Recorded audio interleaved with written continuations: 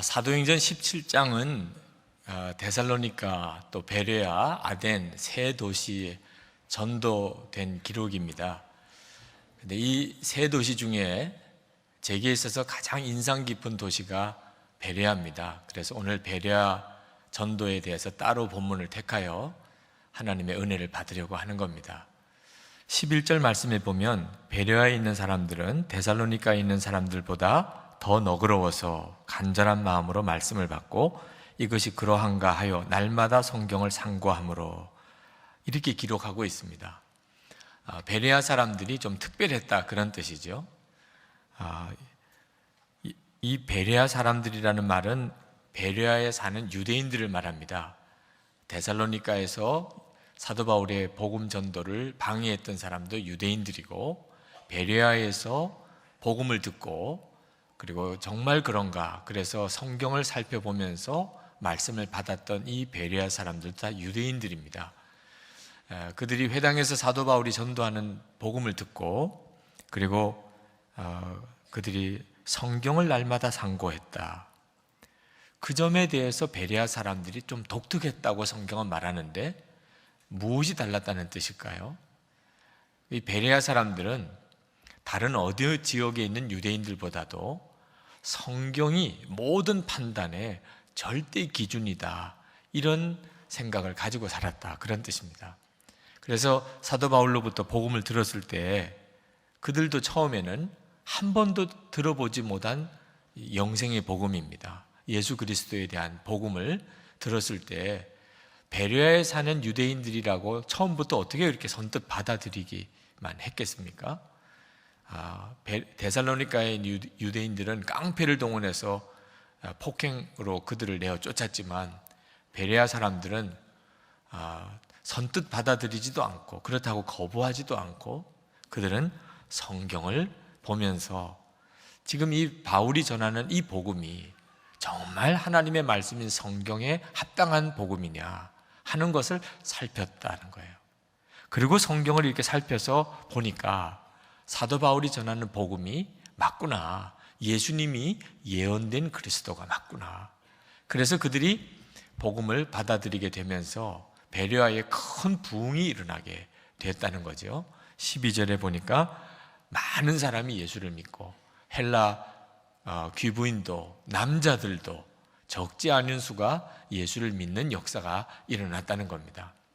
그래서 이 베레아 전도에서 우리에게 주시는 하나님의 매우 귀중한 교훈이 바로 성경을 절대 판단의 기준으로 삼는 태도, 다시 말하면 진리를 결론 삼는 태도가 우리 신앙생활에 얼마나 중요한가 하는 것에 대해서 우리에게 도전해 주고 있습니다. 오도코 목사님이라는 분이 쓰신 교회 주인은 사람이 아니다 라는 책에 이런 질문이 나와요. 여러분도 한번 대답해 보시기 바랍니다.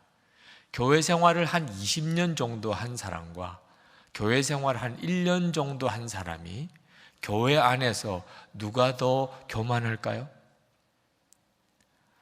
대답하기는 조금 그렇습니까? 헌금을 많이 한 교인과 헌금을 적게 한 교인이 누가 더 교회 안에서 교만할까요? 그 책에서는 대개, 다 그런 건 물론 아니죠. 대개 신앙생활 오래 한 사람이 헌금 많이 한 교인이 교회 안에서 더 교만하더라 그럽니다. 그러면 결론이 뭐죠? 예수 오래 믿으면 믿음이 더 떨어진다, 이런 결론이 오는 거예요. 세상에 이런 엉터리 같은 일이 어디 있습니까? 예수를 오래 믿으면 믿음이 더 나빠지는 것이, 이게 말이 안 되는 일이죠.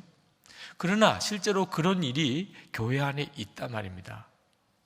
어떻게 그런 일이 벌어질까요? 하나님의 말씀을 듣고 또 성경을 읽는데, 근데 하나님의 말씀과 성경을 많이 읽고 듣는 것이 좋지만, 그런데 어떤 기준을 가지고 말씀을 받느냐에 따라 달라진다는 거죠. 누가복음 8장에 보면 세 가지 마음밭 비유가 나옵니다.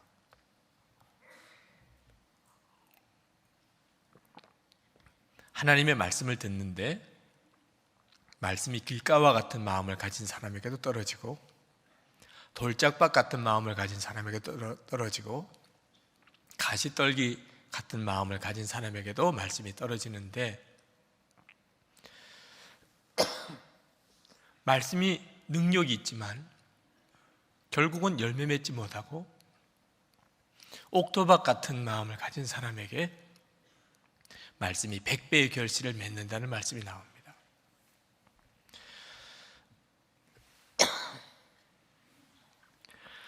많은 성도들이 하나님의 말씀을 들어요. 성경도 읽어요. 그런데 말씀을 자기 기준으로 판단합니다. 이 말씀은 이해가 돼. 이 말씀은 내가 도무지 받아들일 수가 없어. 말씀을 그런 태도로 보는 사람들은 신앙생활 오래 했다고 말씀의 역사가 나타나는 삶을 살지 못합니다. 여러분들 한번 설교 들을 때 도무지 이해가 안 된다, 아멘이 안 된다, 그런 말씀을 들은 적이 있으시지요? 그럴 때 여러분 어떻게 하십니까? 아마 여기 계신 분들 중에 많은 분들이 그런 경험을 하셨지만 그냥 이해가 안 돼, 나는 아멘 할 수 없어, 그러고 지나가 버린단 말입니다. 베레아 사람들은 그러지 않았다는 거예요. 말씀이 정말 그런가? 정말 성경이 그렇게 말하고 있는가? 그렇게 확인한 다음에 그리고 그 말씀을 받을지 아닐지를 결정했다는 거죠. 왜냐하면 말씀이 절대 판단의 기준이기 때문이에요. 그들은 진리를 결론 삼는 믿음을 가지고 있었기 때문입니다.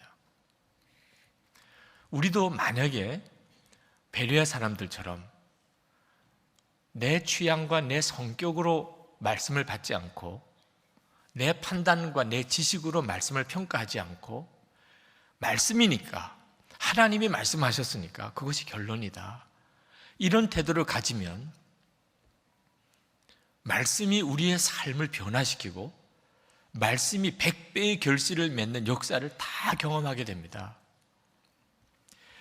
지난 주간에 어느 성도님이 상담 메일을 보내셨어요. 그 성도님이 가지고 있는 고민은 이 성령의 은사와 방언에 대한 문제입니다. 솔직히 그분은 좀 부정적인 생각을 가지고 계셨어요. 다른 사람이 옆에서 방언으로 기도하면 자기는 오히려 기도가 잘 안 되는데 하시면서, 지금도 성령의 은사가 그렇게 강조되어야 되며 방언을 꼭 해야 되느냐, 이런 이제 상담을 했습니다. 저는 그분의 고민을 충분히 이해해요. 저도 그런 생각을 했던 적이 있었기 때문입니다. 그리고 지금 한국 교회에 이 성령의 은사와 방언에 대해서 두 가지 서로 다른 가르침이 있어요. 한쪽은 방언의 은사, 성령의 역사, 또 방언과 같은 것을 굉장히 강조하는 그런 가르침이 있고, 또 한쪽은 그런 것에 대해서 굉장히 터부시하고 말씀 중심으로만 신앙생활하라 하고 가르치는 가르침이 있습니다. 어떤 게 옳지요? 어떻게 가야 하지요? 대답은 성경입니다. 성경이 뭐라고 말해주고 있느냐 하는 거죠.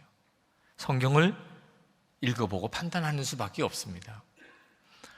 어떤 분은 성경에 방언이 그쳤다고 말하지 않았느냐라고 하는 분도 계세요. 고린도전서 13장 2절에 보면 방언도 그치고 라는 말이 실제로 나옵니다. 그래서 방언은 다 그쳤다.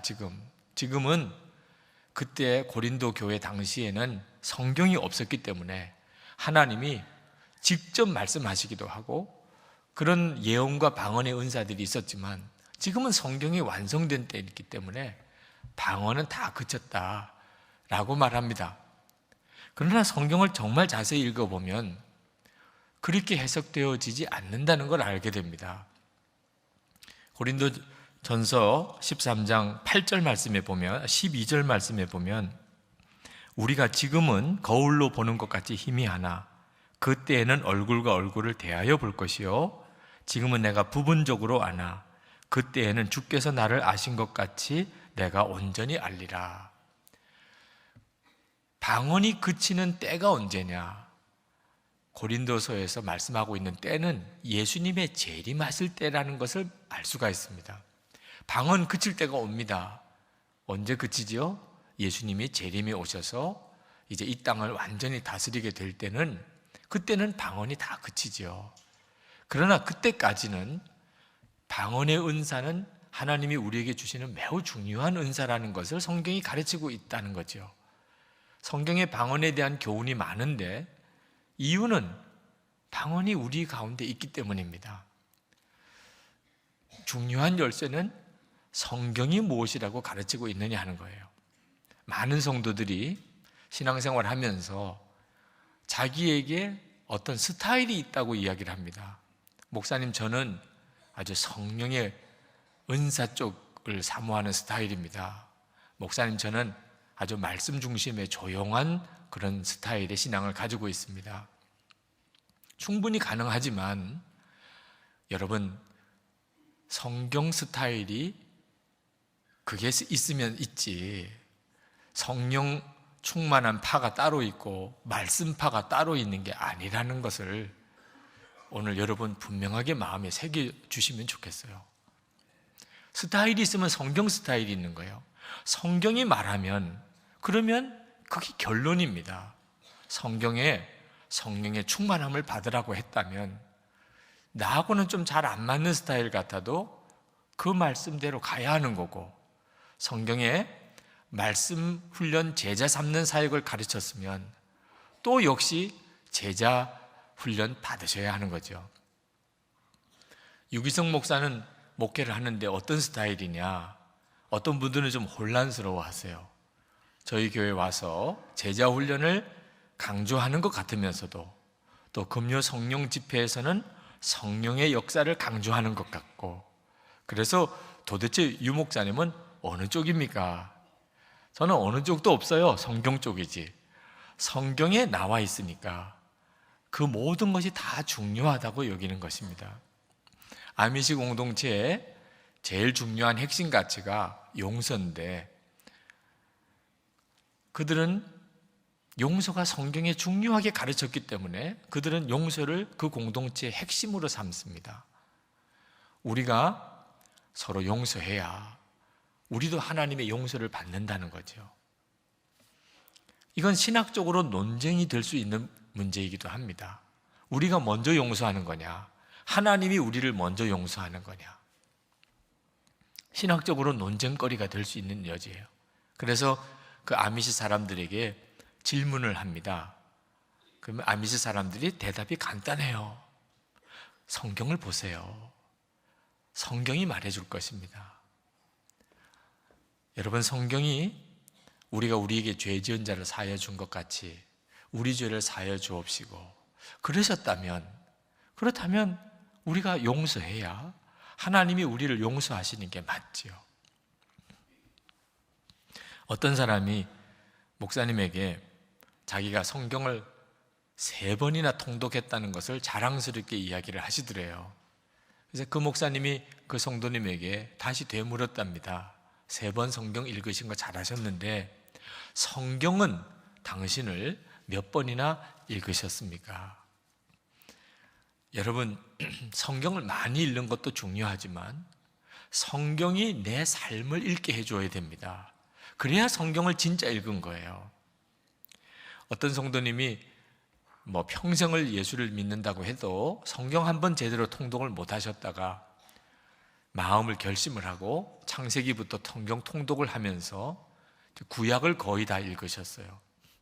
그러면서 하시는 이야기가 너무 부끄럽다는 겁니다. 자기 평생 예수 믿었다고 했지만 자기가 신앙생활 제대로 한 건지, 정말 자기가 성경 말씀대로 하나님을 믿은 건지 너무 부끄럽다는 거예요. 구약만 읽었는데도. 언젠가 어떤 분이 예수 믿는 사람들 사랑하라 사랑하라 원수도 사랑하라 성경에 그렇게 읽으면서도 정말 사랑이 없다고 막 비난하는 분이 계시더라고요.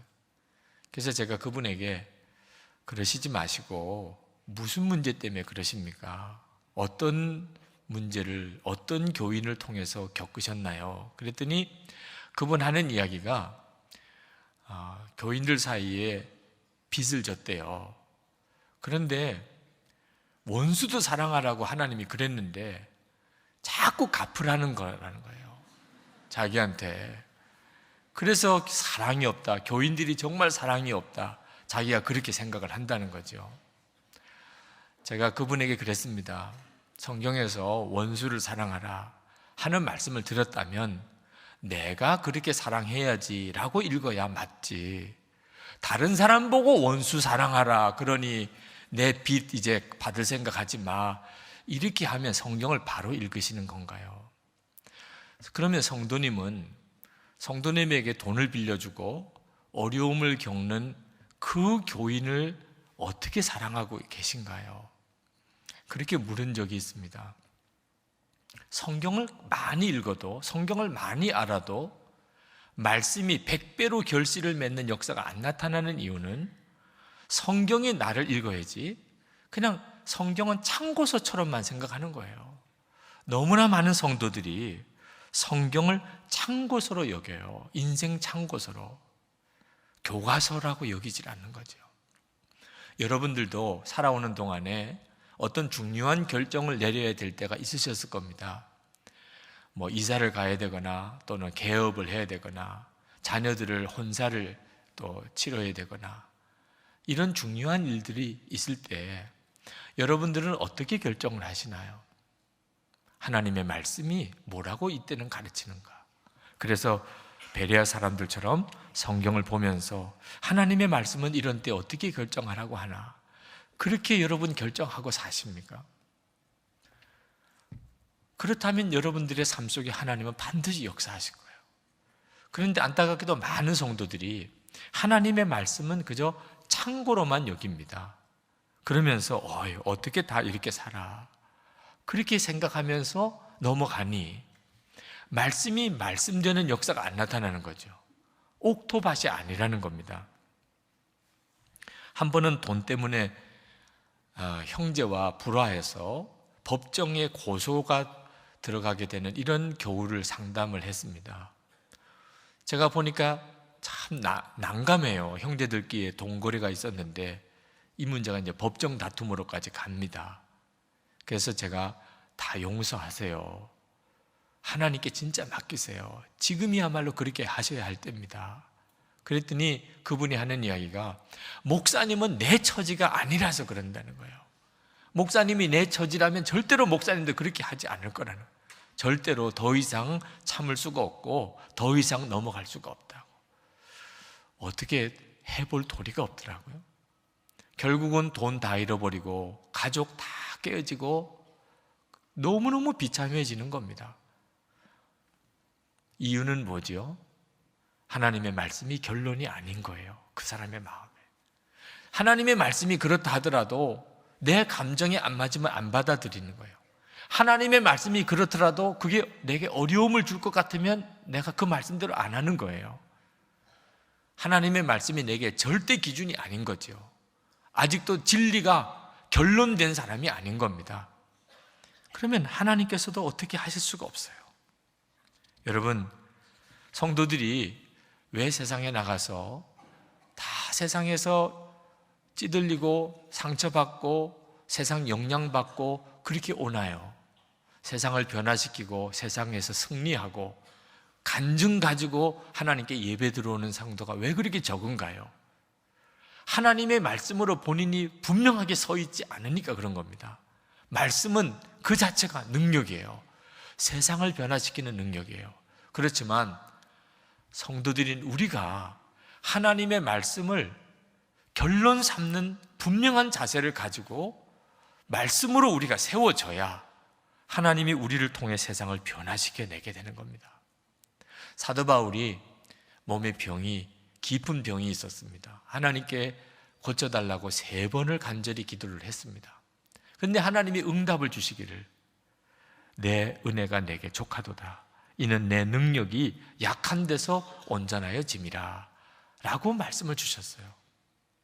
병을 고쳐달라고 기도했는데 하나님께서는 내 은혜가 내가 병든 가운데 더 강하게 나타나는 거니까 내 은혜가 내게 족하다라는 응답을 받은 거죠.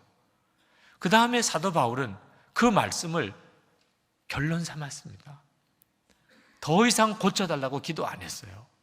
그 다음부터는 그는 어디서든지 자기가 병든 것을 자랑했다고 그랬습니다. 고린도후서 12장 9절에 보면 이러므로 도리어 크게 기뻐함으로 나의 여러 약한 것들에 대하여 자랑하리니 이는 그리스도의 능력으로 내게 머물게 하려 함이라. 하나님의 말씀이면 그게 결론이지. 이런 마음의 태도를 가지고 사도 바울이 살았기 때문에 하나님의 사도 바울을 통해 그렇게 놀라운 역사를 이룰 수가 있었던 겁니다. 두 목사님이 어쩌면 그렇게 나이도 비슷하시고 그리고 또 목회하는 지역도 가깝고 또 거의 비슷한 때에 예배당 건축도 같이 하시고 그러다가 공사 현장에서 다치기도 같이 다치셨는지 참 그것도 희한한 일이죠. 그런데 그 공사장에서 다친 일로 인한 반응이 달랐어요. 한 목사님은 예배당 공사장에 계시다가 다쳤습니다. 사고로. 그리고 병원에 입원을 하셨어요. 근데 너무 하나님께 감사하더라는 거예요. 왜 감사하셨냐? 보통 예배당 건축하다가 보면 목사가 죽는 일도 있고 교회를 떠나게 되는 일도 있고 또 다치는 일도 있는데 보니까 자기는 그 중에서 제일 가벼운 걸 당했다는 거예요. 감사해요? 안 해요? 너무 감사하더라고요. 하나님 어쩌면 저를 이렇게 사랑하십니까? 그러면서 그렇게 하나님께 감사하니 그런 어려움이 있었지만 예배당 공사는 더 은혜롭게 잘 끝나고 교회는 크게 부흥이 됐어요. 그런데 또 한 목사님은 병원에 입원해서 그만 마음에 원망이 꽉 찼습니다. 하나님도 너무하시지. 내가 예배당 공사하느라고 이렇게 애를 쓰는데 나를 이렇게 사고를 당하게 하고 병원에 입원하게 하시나. 그때부터 마음에 섭섭한 마음이 들더니 점점점 공사도 어려워지고 예배당 공사는 다 끝났지만 그냥 일찍 은퇴하셨어요. 은퇴하는 날 인사 말씀하시면서 그동안에 내가 목회를 열심히 했던 게 너무 후회스럽다, 이런 인사말을 하고 은퇴를 하시니 교인들도 얼마나 마음에 상처가 됐겠어요. 어떻게 이렇게 달라질 수가 있죠? 똑같은 성경 가지고 똑같이 목회를 하셨는데 어떻게 이렇게 달라지나 말입니다. 한 분은 말씀을 결론 삼았고 그래서 그 말씀대로 반응했고 한 분은 자기 감정, 자기 생각대로 판단하니까 이렇게 갈라지는 거죠. 성도 여러분, 성경을 아무리 많이 읽어도 설교를 아무리 많이 들어도 그래서 역사가 일어나는 것만은 아닙니다. 여러분이 어떤 마음을 가졌느냐에 따라서 그때부터 이제 역사가 달라지는 거예요. 정말 여러분들은 진리를 결론 삼았습니까? 하나님의 말씀이 결론이다, 분명히 그렇게 마음에 결단하셨습니까? 그러셔야 됩니다. 여러분들을 통한 하나님의 계획이 크고 놀랍습니다.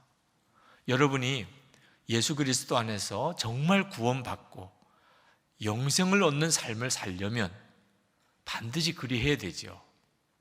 예수님께서 요한복음 8장 32절에서 진리를 알지니 진리가 너희를 자유롭게 하리라 말씀하셨어요. 이 말씀을 듣고 유대인들은 화가 났습니다. 왜? 자기들이 누구 종도 아닌데 뭘 자유롭게 해?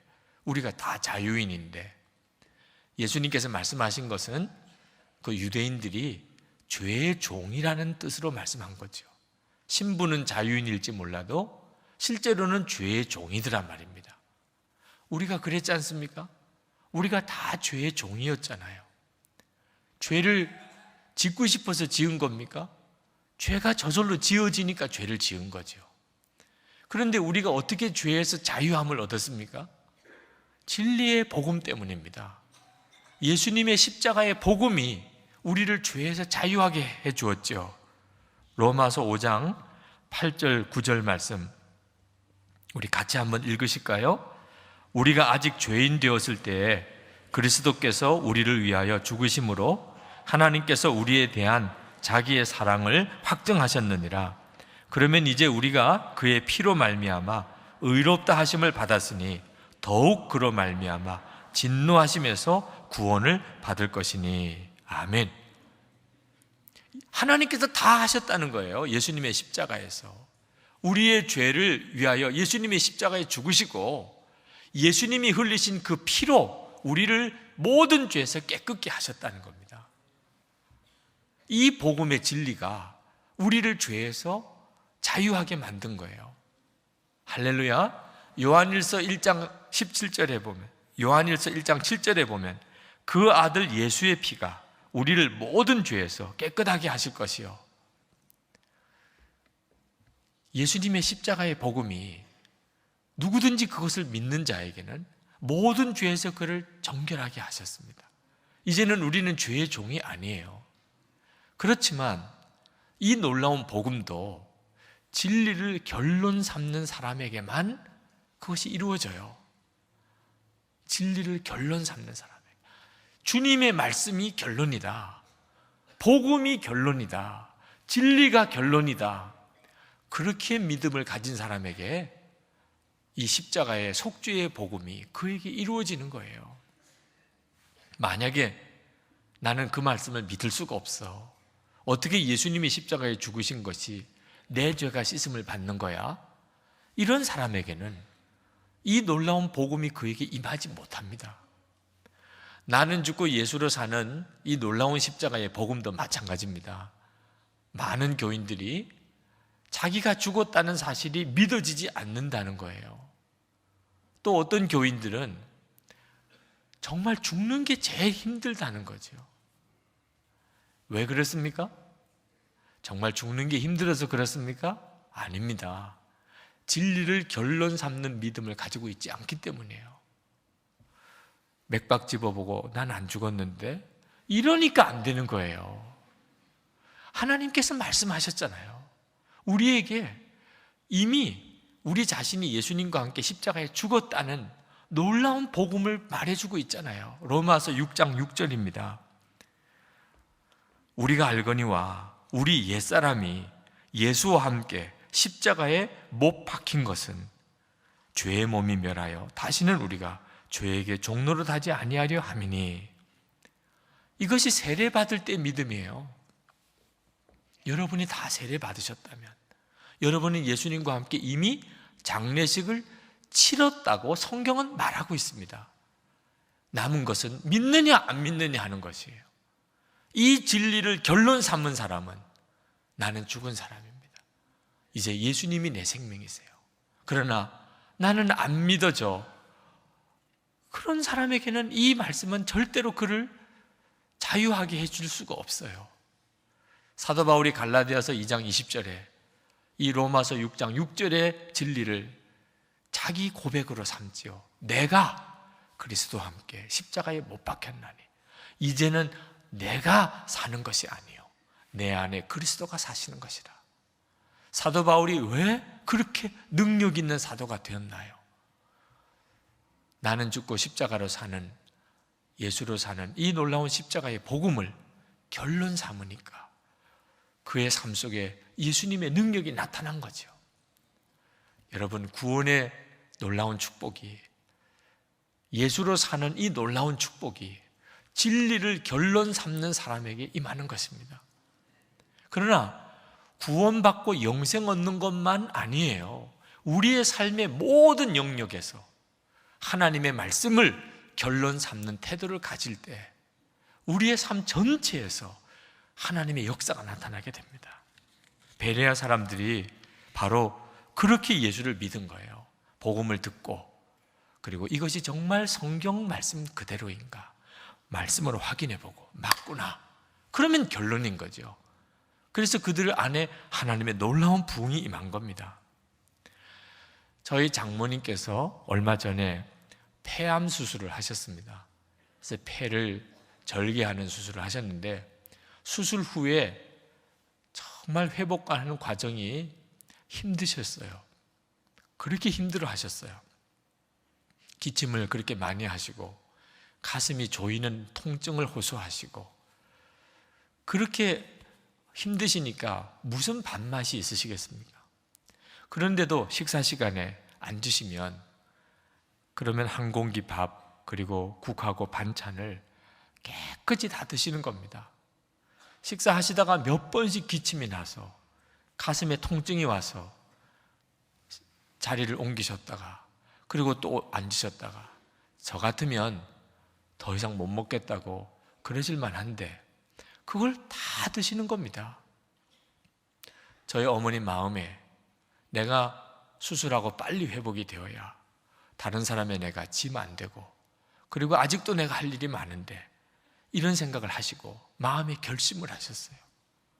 식사를 잘 해야 회복이 빠르다는데 내가 밥을 다 잘 먹어야지. 그러시고는 식사를 아주 정말 분명한 의지를 가지고 그렇게 드시더라고요. 감동을 받았어요. 정말 속히 회복을 얻으시는 걸 봤습니다. 저는 저희 어머님 식사하시는 걸 보면서 하나님의 말씀도 꼭 이와 같이 우리가 받아야 한다는 교훈을 얻었어요. 때때로 하나님의 말씀대로 사는 일이 어렵습니다.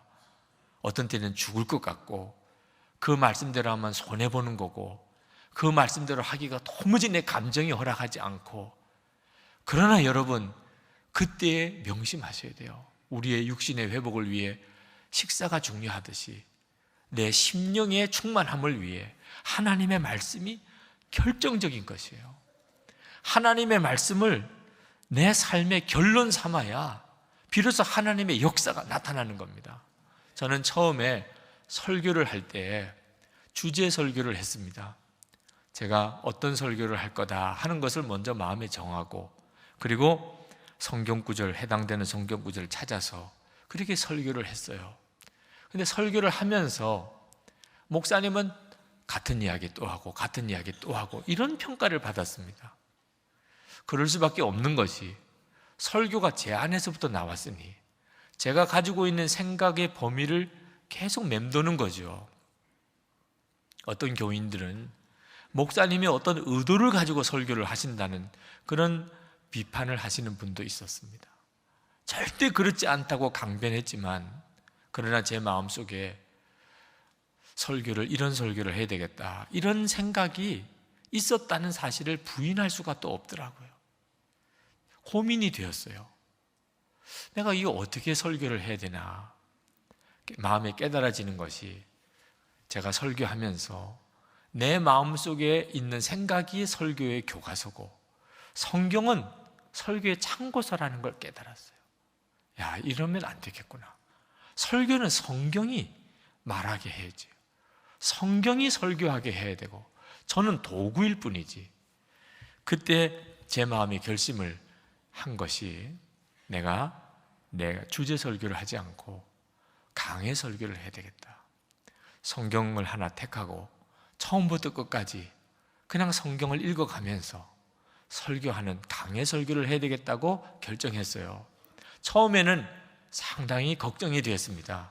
왜냐하면 성경을 보면 어떤 성경은 설교하기가 좋은 성경도 있고 어떤 성경은 도무지 설교하기가 어려운 성경이 있단 말입니다.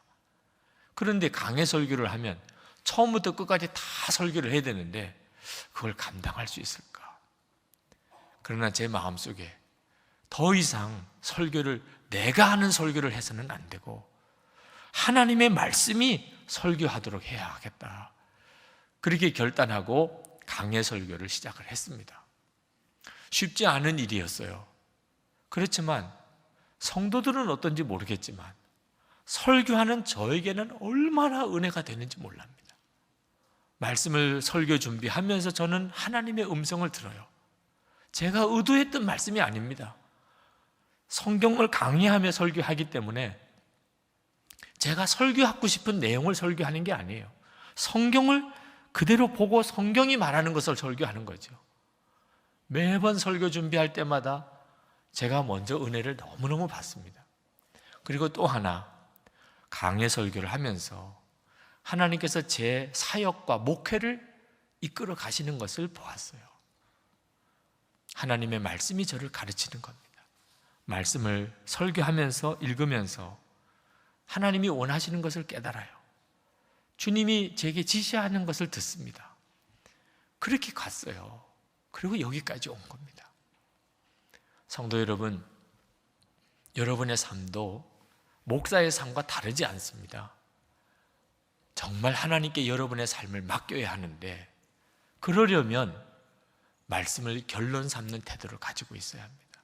하나님이 말씀하셨으면 거기에는 토를 달면 안 됩니다. 변명해도 안 되고, 그것이 결론이니까. 주님 말씀하셨으니 저는 순종합니다.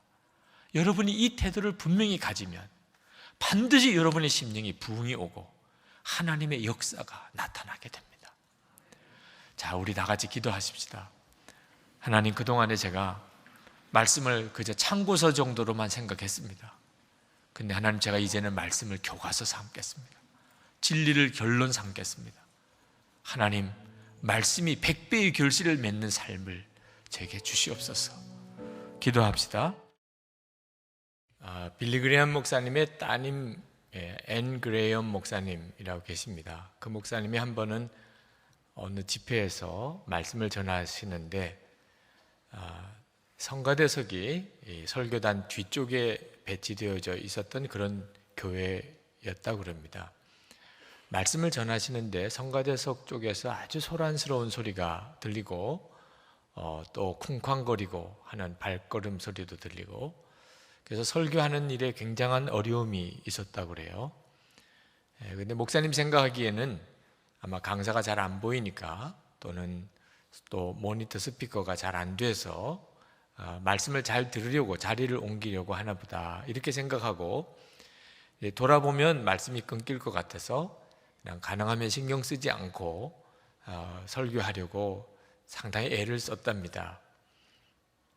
그리고 설교가 끝나고 난 다음에 자리에 들어와서 앉아보니까 깜짝 놀랐어요. 성가대석이 반 정도 이상이 비어버린 겁니다. 다 가버렸어요. 앤 그레이엄 목사님의 설교 중에 동성애가 지금 미국 사회에 심각한 죄다, 하나님의 진노가 있을 죄다 라는 내용의 설교를 한 것을 가지고 성가대원들이 아주 불쾌한 반응을 보인 거죠. 교양이 없는 사람, 무식한 목사, 동성애도 취향인 뿐인데 왜 동성애를 그렇게 정죄하나. 그래서 설교 중간에 오히려 설교를 막 방해하는 마음으로 시위를 하는 거죠. 그러면서 예배당을 떠나버리는 그런 일을 겪으셨다고 그분 책 속에 썼어요. 자, 미국 교회의 지금 분위기가 이런 분위기까지 가 있다는 것을 보았습니다. 이제 성경이 말해도 목사가 담대하게 설교하기가 쉽지 않은 그런 시절로 되어 있습니다. 동성애, 그 죄라고 함부로 이야기하면 안 되는 그런 분위기가 됐다는 거죠.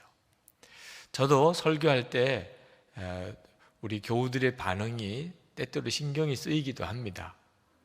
제가 어느 종교에 대해서 좀 비판적인 이야기를 하면 반드시 제게 메일이 와요. 목사님, 그저 기독교에 대해서만, 복음에 대해서만 설교하시고 타 종교에 대해서는 말씀 안 하시면 좋겠습니다. 이런 내용의 메일이 제게도 옵니다.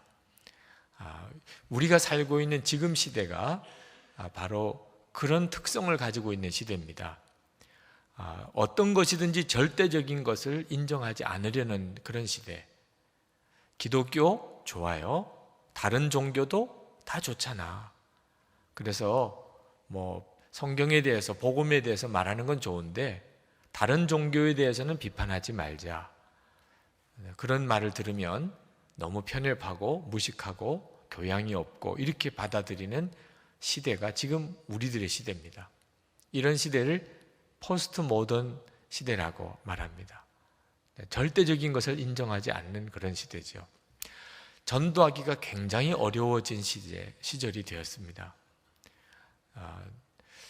우리가 지금 겪고 있는 이와 같은 시절을 그대로 잘 보여주는 것이 바로 이 아덴입니다. 아데네.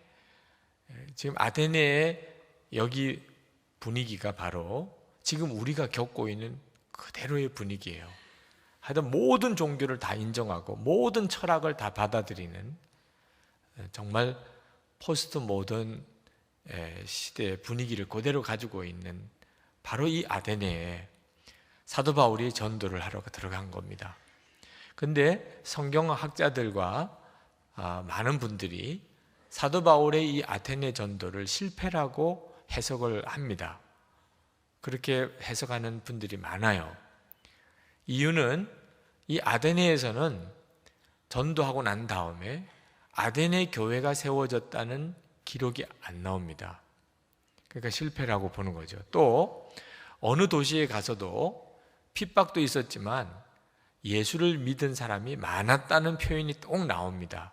그런데 아테네에서는 대부분이 다 사도 바울의 전하는 복음을 조롱하고, 그리고 어떤 사람은 뭐 또 한번 들어보자 이런 사람도 있었지만 실제로 예수 믿은 사람은 몇 사람이라고 나와요. 34절에 보면 몇 사람이 그를 가까이 하여 믿으니 그 중에는 아레오바고 관리 디오누시오와 다말이라는 여자와 또 다른 사람들도 있었더라. 많다는 말이 안 나옵니다. 그러니까 사도 바울이 자기도 이 아덴에서 전도를 하고는 실패라고 느꼈던 것 같아요. 반응이 워낙 없으니까, 예수를 믿는 사람이 워낙 적으니까, 그저 몇 사람, 정말 손에 꼽을 몇 사람 외에는 복음을 받아들이는 사람이 없었고, 그리고 아덴의 교회라고 할 만한 결실이 맺어지지 않았다는 거죠.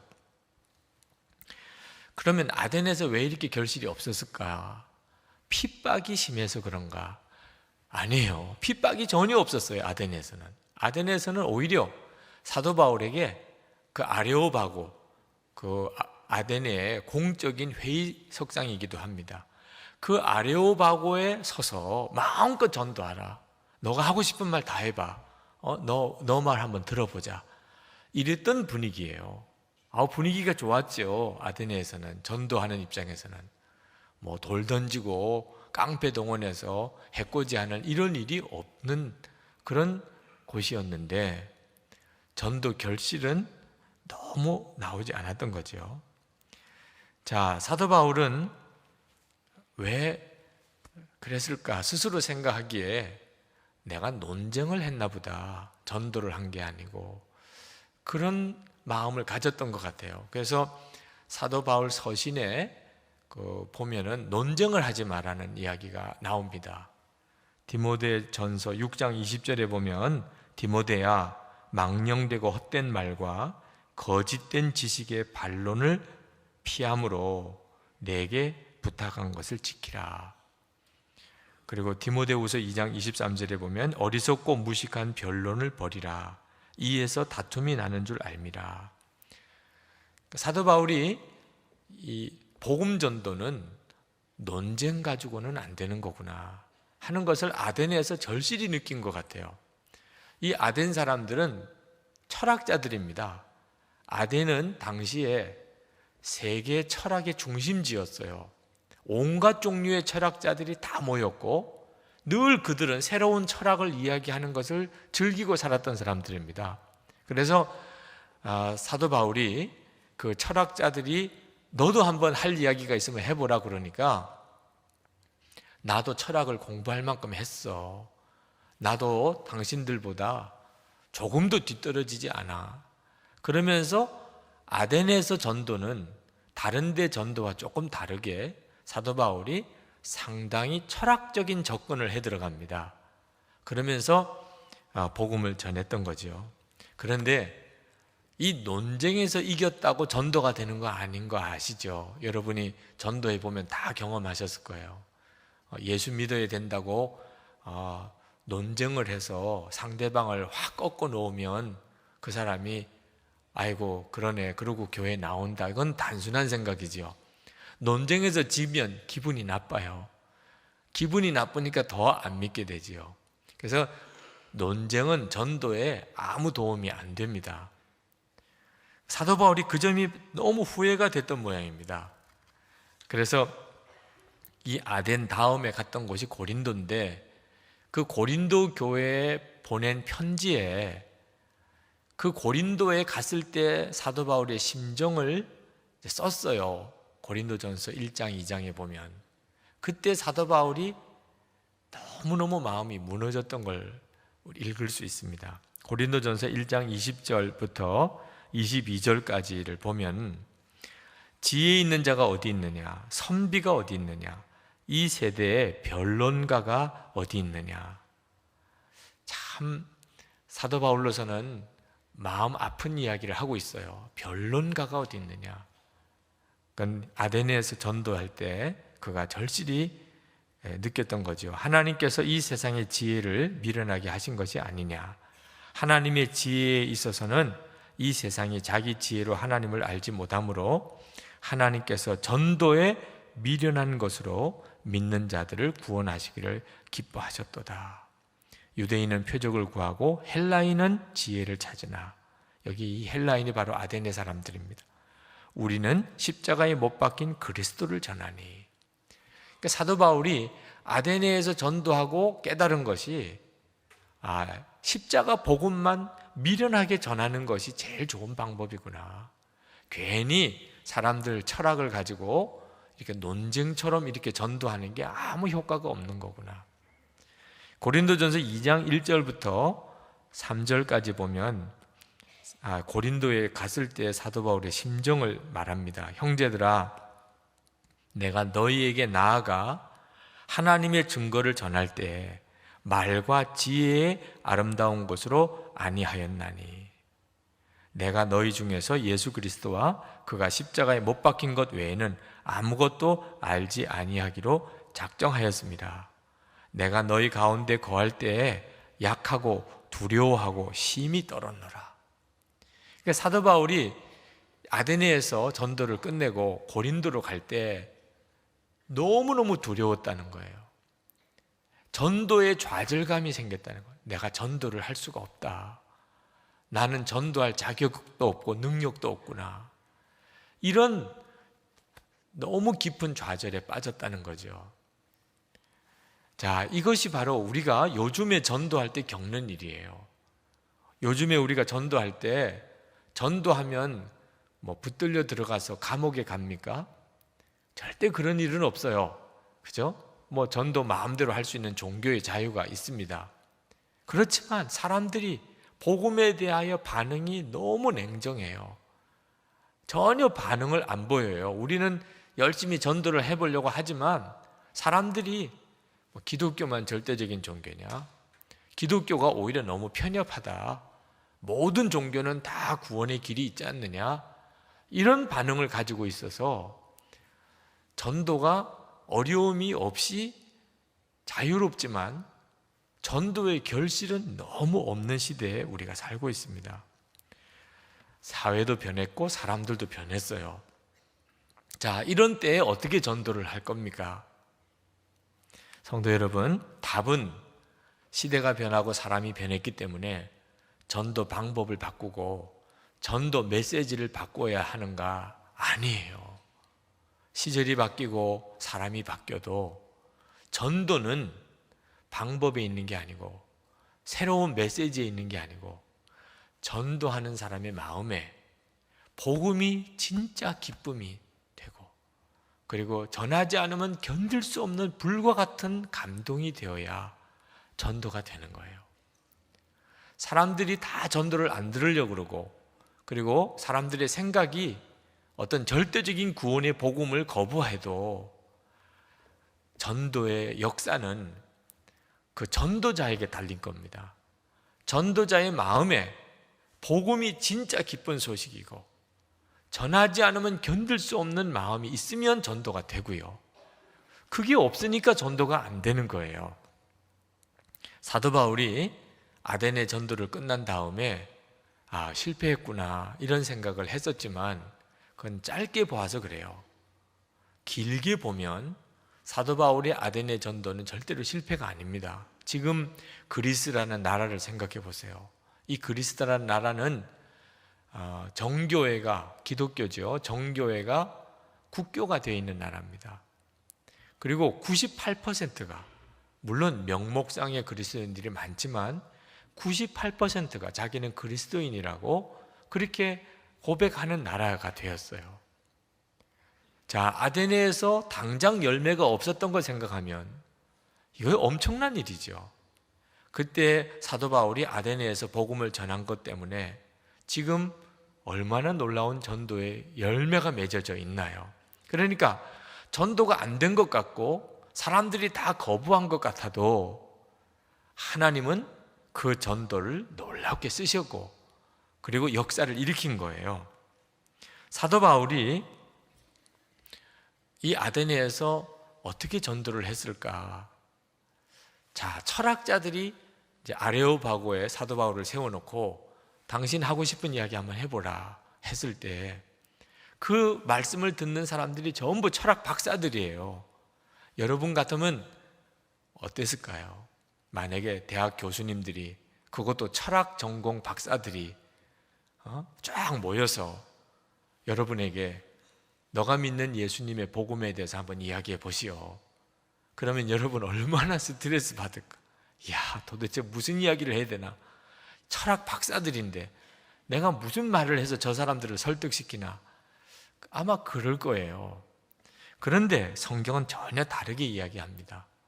사도 바울은 그 철학 박사들인 그 아데네 시민들에게 복음을 전할 때 그 마음에서부터 불이 있었다고 그랬어요. 16절에 보면 같이 읽으실까요? 바울이 아덴에서 그들을 기다리다가 그 성에 우상이 가득한 것을 보고 마음에 격분하여 그랬어요. 그러니까 사도 바울은 철학자들 앞에서 복음을 전하는 것 때문에 스트레스를 받은 게 아니고 마음에 격분했어요. 세상에 이렇게 바보 같은 사람, 세상에 이렇게 미련한 사람들, 이런 사람들이 다 있나? 학문의 도시, 철학의 도시 아데네, 사도 바울은 그렇지 않았어요. 우상의 도시예요. 완전히 타락한 도시예요. 하나님이 완전히 저주하는 도시. 이거 큰일 났어. 지금 빨리 정신 못 차리면 다 망하는 이런 끔찍한 상황에 있음을 사도 바울이 본 거예요. 그 아데네에서 받았던 충격이 로마서 1장 22절에서 23절에 나옵니다. 거기에 이렇게 기록하고 있습니다. 스스로 지혜 있다 하나 어리석게 되어 썩어지지 아니하는 하나님의 영광을 썩어질 사랑과 새와 짐승과 기어다니는 동물 모양의 우상으로 바꾸었느니라. 자기들은 똑똑하다, 지혜롭다 말은 하지만 자기가 사도 바울이 가만히 보니까 정말 짐승 수준에 있는 사람들이에요. 하나님의 영광을 짐승들의 형상을 만들어 놓고 거기다가 절을 하고 있다니 사도 바울은 정말 속이 터지는 거죠. 지금도 아데네에 관광을 가보면 성지순례 할 때 꼭 가보는 곳이에요. 아데네. 그런데 가보면 아레오바고 언덕이 있고 그 위에 파르페논 신전이 있고 아데네에 수많은 신전들이 있습니다. 사람들은 그것이 문명이라 문화라고 관광을 하지만 알고 보면 정말 미련한 일이에요. 지금은 다 관광지지만 사도 바울 당시 때는 실제로 제사가 드려지던 신전입니다. 사도 바울은 지금 이게 무슨 망할 짓을 하고 있는 거냐, 가슴이 터질 것 같았어요. 여러분, 사도 바울이 느끼는 분노를 여러분도 느끼고 있습니까? 지금 우리가 살고 있는 시대가 이 아데네와 똑같다니까요. 요즘이 얼마나 과학 문명이 발달했나요? 그렇죠? 그런데 과학 문명은 이렇게 발달을 했지만 그러나 우상 숭배 문화가 얼마나 우리나라의 전 세계에 깊이 들여져 있나 말입니다. 1973년도에 우리나라 정식으로 등록된 무당의 수가 3만 명이었어요. 근데 15년 뒤에 조사된 통계를 보면 80만 명으로 늘어납니다. 1970년, 1980년대 우리나라가 가장 경제적으로 부강해지던 때예요. 그때 무당수가 상상도 안 될 수만큼 늘어납니다. 지금은 100만 명이 넘어서요. 기독교 목회자들 비교가 안 돼요, 수가. 이렇게 무당이 많아졌어요. 우리는 과학이 엄청나게 발달했다. 천만의 말씀입니다. 아데네랑 똑같아요. 철학이 발달하고 그리고 지식이 많아졌다고 해서 우상 숭배가 그쳤는가? 아니에요. 제주도에 지난번에 갔더니 정말 상상을 불허할 정도로 옛날 미신들 우상이 다 복원이 됐어요. 한동안 새마을 운동이라고 다 철폐되던 게 이제 다시 다 옛날 우리나라 전통 문화가 복원된다고 다시 없던 것까지 다시 만들어서 다 복원이 됐어요. 무서울 정도입니다. 미국이나 일본이 세계에서 가장 문명이 발달된 나라라고 하지만 미국의 영적인 상태는 심각하고 동성연애 때문에 교회에서도 바른 말을 못한다니까. 일본은 귀신만 800만 귀신을 섬기고 있는 나라가 됐잖아요. 이것이 지금 우리들이 살고 있는 현실이에요.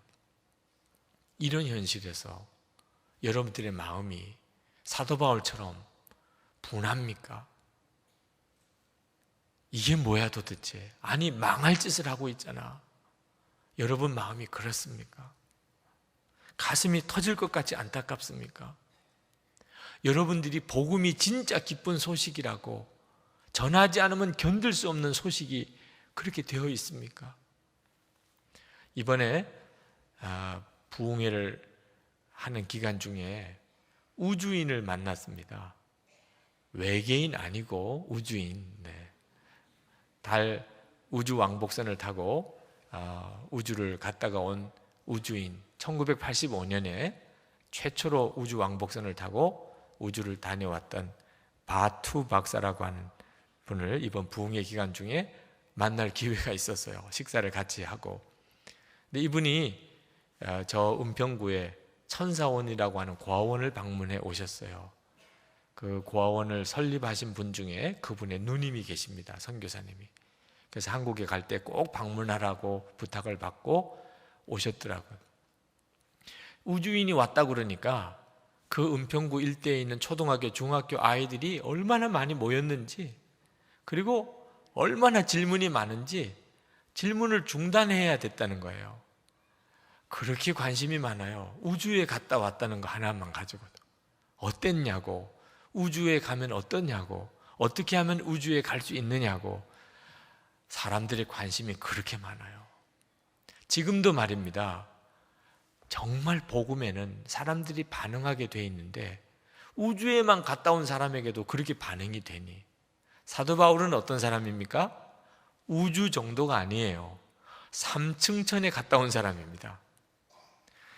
고린도 후서 12장 2절에서 4절까지 말씀해 보면 사도 바울이 자기 이야기를 다른 사람 이야기처럼 합니다. 14년 전에 그가 셋째 하늘에 이끌려 간지라. 그가 낙원으로 이끌려 가서 말할 수 없는 말을 들었으니 사람이 가히 이르지 못할 말이로다. 사도 바울은 셋째 하늘, 천국에 갔다 온 사람이었어요. 그러니까 사도 바울이 아덴에 가서 야, 대단하구나. 철학이 대단하구나. 야, 이 아덴의 이 신전들 좀 봐. 그러지 않았어요. 사도 바울이 영적인 실체를 정확히 본 사람이기 때문에 아데네에 가서 세상에 이렇게 망할 짓을 하는 사람들이 있어. 아니 이 사람들을 어떻게 하려고 이러는 거야? 하나님이 정말 살아계신데 이 우상들에게 이렇게 숭배하고 절을 하고 어떻게 살려고 그래? 너무너무 마음이 안타까웠던 거죠. 사도 바울에게는 복음이 있었고 그리고 살아계신 하나님을 알았고 그는 천국을 보는 눈이 뜨였어요.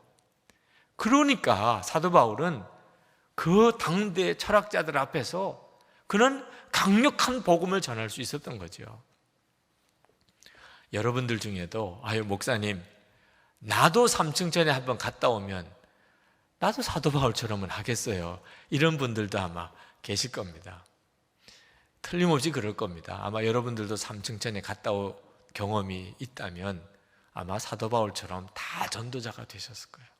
그러나 사도 바울이 삼층천에 갔다 온 것과 비교가 안 되는 그런 체험이 우리에게도 있어요. 여러분, 사도 바울이 아데네에서 복음을 전했습니다. 하나님은 살아계시고 그 하나님이 우리 사랑하셔서 독생자로 오셨고, 그리고 그 예수님이 십자가에 죽으셔서 우리의 속죄주가 되시고 부활하셔서 그리스도임을 증거해 주셨다. 그때 그 아데네 사람들은 말도 안 돼, 말도 안 돼. 사도 바울의 말을 듣고 막 조롱을 했어요. 세상에 어떻게 신이 어떻게 사람이 되냐 말이에요. 신이 어떻게. 그리고 어떻게 신이 십자가에 죽을 수가 있어? 죽었다가 또 어떻게 이 더러운 육신을 다시 입고 부활을 했냐 말이에요. 하나도 이해가 안 된다는 거예요. 그랬는데 그 공부 많이 한 사람, 그 놀라운 철학자들도 복음을 듣고는 믿어지지 않는다, 이해가 안 된다 그러는데, 아니 우리는 믿고 있잖아요.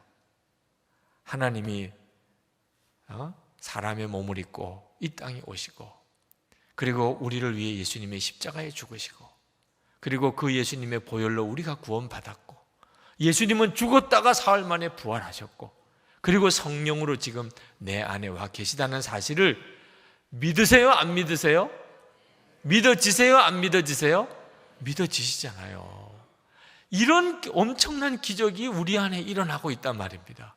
아데네 사람들은 그렇게 유식하고 똑똑하고 많이 배운 사람인데도 안 믿어진다는데 어쩐 일로 우리는 이렇게 철석같이 믿고 있냐 말이에요. 성령님 때문이에요. 성령님이 우리 안에 오셨기 때문에 되어지는 일이에요. 고린도전서 2장 12절 말씀을 한번 같이 읽으십시다. 고린도전서 2장 12절. 우리가 세상의 영을 받지 아니하고 오직 하나님으로부터 온 영을 받았으니 이는 우리로 하여금 하나님께서 우리에게 은혜로 주신 것들을 알게 하려 하심이라. 우리 안에 성령님이 오셨기 때문에 우리가 믿어지는 거예요. 아멘 하는 거예요. 여러분, 삼층천에 올라가는 게 놀라운 일이겠어요? 성령 하나님이 내 마음에 오시는 게 놀라운 일이겠어요? 우리가 더 놀라운 체험을 하고 있는 거예요. 삼층천에 올라가서 하나님을 만나보고 오는 것도 놀라운 일일 수 있지요. 그런데 성령 하나님이 내 마음에 오셔서 영원히 나와 함께 계시는 것은 비교가 안 될 만큼 더 놀라운 일이에요. 우리는 그런 놀라운 은혜 속에 살고 있는 거예요. 그러니 전도가 안 되는 게 이상한 거예요. 성령 하나님을 모시고 사는 사람이 어떻게 전도를 못할 수가 있어요? 전도가 안 될 수가 있어요? 사람들이 받아들이고 안 받아들이고는 상관없이 사도 바울도 아테네에서 전도할 때 처음에는 대부분 안 받아들였다고 그랬잖아요. 그건 상관이 없어요. 그 다음에 하나님이 다 이루실 일이니까. 문제는 내가 전하느냐 안 전하느냐는 게 문제지요. 내 안에 전하지 않으면 견딜 수 없는 기쁜 소식이 있는 사람. 여러분 중에 만약에 어디 가면 공짜로 돈 1억씩 나눠준대. 이런 놀라운 소식을 알고 있어요.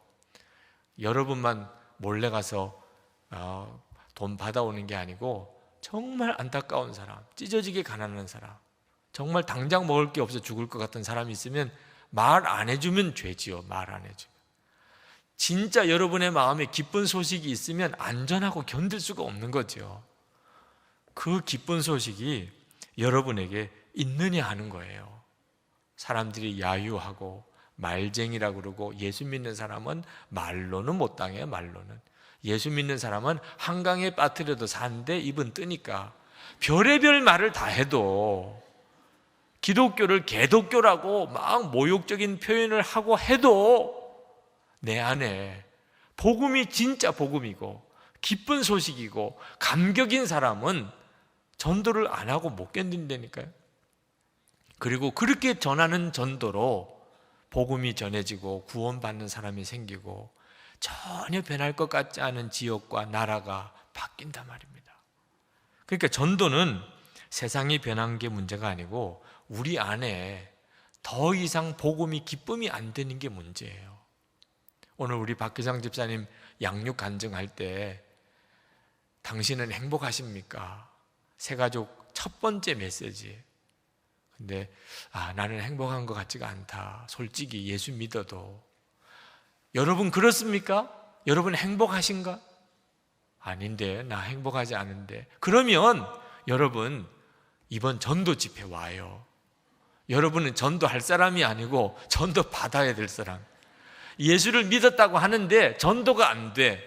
이런 복음은 없어요. 이런 복음은 복음이 아니니까. 내가 예수를 믿은 것이 그렇게 되어버렸어요. 전도가 안 돼. 그러면 내가 아는 복음이 복음이 아니에요. 그래서 사람들은 겸손하게 이번 11월 7일, 12월 14일 제가 자리 마련해 드릴 테니까 다 오세요. 전도를 다시 받아야 돼. 전도를 다시 받아. 부흥에 참석할 게 아니고 전도 집회를 가야 될 분이라니까. 여러분, 지금 여러분 안에 정말 기쁨의 소식이 있나요? 전하지 않으면 견딜 수 없는 복음이 있나요? 제가 군목으로 처음 인관에서 부대에 부임을 했을 때 연대장님이 집사님이시더라고요. 그러시면서 하시는 이야기가, 목사님, 교회에서만 설교하지 마세요. 이제부터 모든 내무반에, 우리 군인 형제들이 있는 모든 내무반에 목사님이 직접 다 날짜별로 찾아가셔서 그 내무반에 있는 병사들에게 하나님의 말씀을 전해주세요. 너무 감동스럽더라. 야, 지휘관이 그렇게 하시니 뭐 얼마나 좋아요. 그런데 제가 내무반에 가서 인격지도라고 하는 시간을 가지고 병사들에게 하나님의 말씀을 전하다가 얼마나 좌절을 했는지, 교회 나오는 병사들하고 분위기가 다른 거예요. 교회 나오는 병사들은 그래도 예배 드리려고 말씀 드리려고 오잖아요. 내무반에 있는 병사들은 제가 가니까 짜증스러운 거야. 텔레비도 봐야 되고 빨래도 해야 되고 지금 뭐 청소도 해야 되는데, 아니 지금 목사가 와가지고 뭐 하는 거야 도대체. 그러니까 얼굴 인상이 벌써 아주 막 짜증이 쫙 들여져 있고, 어떤 병사는 막 화를 내고 어떤 병사는 눈 감고 아주 막 돌을 닦고 있어요. 빨리 할 말 있으면 빨리 하고 가라는 뜻이죠. 야, 이런 병사들에게 하나님의 말씀을 뭘 어떻게 전해요? 우리 군종병들한테 어떻게 하냐 그랬더니, 목사님 별 수 없어요. 그냥 야한 이야기나 해주고 가시면 됩니다. 아니 제가 인격지도 들어가서 목사가 야한 이야기나 하다가 오면 그게 또 말이 되나요? 스트레스가 되는 거예요. 차라리 인격지도 안 하고 그날 자유시간으로 쉬라고 하면 병사들에게 그게 복음일 것 같아. 그게 그래야 되겠다, 그렇게 생각을 하다가 하나님의 책망을 들었어요. 이놈아, 이 군인 형제들 중에 일평생 한 번도 제대로 복음을 듣지 못할 사람이 있다. 군에 오지 않았다면. 인격지도 시간이다. 그리고 목사가 이렇게 와서 만나는 이런 만남이 일평생 한 번도 없을 형제들이 있다. 지금 너가 얼마나 중요한 시간을 맡은지 모르느냐. 정신이 활짝 나요. 정말 일평생 한 번도 복음이라고는 들어보지 못할 형제들이 저와 만나는 거예요. 군인이니까. 하나님 어떻게 해야 됩니까? 그때 제가 저 자신을 보았어요. 제 안에 믿지 않은 그 불신자들, 듣기 싫어하는 마음을 가지고 있는 사람들에게 그래도 불구하고 제가 가서 감격스럽게 정말 놀라운 기쁨의 소식을 전해줄 그것이 내게 없구나. 교인들에게는 할 말이 많아. 그러나 일반 사람들에게는 내가 말씀을 전하는 데 있어서 너무 부족하다는 것을 느꼈어요. 그때부터 하나님 앞에 제가 겸손하게, 하나님, 저는 솔직히 불신자에게 전도할 메시지가 없습니다. 듣기 싫어하는 사람들에게 감격스럽게 전할 메시지가 없습니다. 제가 깨달았어요. 내가 복음을 정확하게 모르고 있구나. 그건 복음이 아니거든요. 나는 복음을 안다고 생각했지만 나는 복음을 모르고 있구나. 그래서 그때부터 하나님, 불신자 심정으로 다시 복음을 제가 보기 시작했어요. 정말 예수님은 구주십니까? 정말 예수님을 믿어야 하는 겁니까? 예수를 믿으면 어떻게 구원을 받는 거지요? 예수 믿지 않으면 어떻게 되는데요? 정말 초신자, 완전히 불신자 심정으로 복음이 뭡니까? 복음의 능력이 뭔가요? 왜 예수를 꼭 믿어야 되는 거죠? 예수 안 믿으면 어떻게 되는데요? 그러면서 말씀을 준비하고 그리고 네모반에 가서 말씀을 전했어요. 나중에는 군단장 표창을 받았어요. 인격지도 잘했다고. 그러나 군단장 표창 받은 건 아무것도 아니고 제가 평생 전할 복음의 기초가 그 군목 시절에 제게 갖추어졌어요. 그 기초로 저건 지금까지 말씀 사역을 하고 있는 거예요. 여러분, 지금 예수를 믿었는데 나는 전도가 안 된다. 그렇다면 정직하게 하나님, 제가 복음을 모릅니다. 기쁜 소식이 제게 아니네요. 기쁜 소식이면 듣는 사람 상관없이 전해지게 되는데, 주님, 제가 다시 듣고 싶습니다. 정말 복음을 다시 듣고 싶습니다. 이번 전도 집회 오시려니까 여러분에게 꼭 전도할 대상자가 있나요? 그러면 기도하세요. 하나님, 제가 그 사람이 어떻게 듣든지 받든지 상관없이 내 가슴이 뜨거워지는 그 복음의 열정, 감동, 감격, 하나님 그걸 제게 주십시오. 그러면 충분하겠습니다. 그러면 주님이 저를 쓰실 수 있겠습니다. 기도하십시다. 우리 이 시간에 간절한 마음으로, 하나님, 정말 제 가슴 속에 복음 아니면 안 되는 확신, 너무너무 기쁜 소식, 말할 수 없는 그 감동의 역사, 제가 그것을 알고 싶습니다. 주님, 제게 역사해 주옵소서. 기도합시다. 아마 대부분 사람들이 자신에 대해서 그렇게 생각하겠지만, 저도 저 자신의 삶에 대해서 때때로 깊은 좌절이 올 때가 있습니다. 왜 나는 이렇게밖에 못 사는 걸까? 어떤 때는 그 자책감이 굉장히 심해서 고통스러울 때도 있습니다. 지나간 세월을 이렇게 돌아보면 부끄러운 것도 너무 많고 후회되는 것도 너무 많습니다. 왜 그랬을까? 왜 이런 삶을 살았을까? 이유는 하나밖에 없다는 걸 깨닫습니다. 제가 원하는 대로 그렇게 살았기 때문입니다.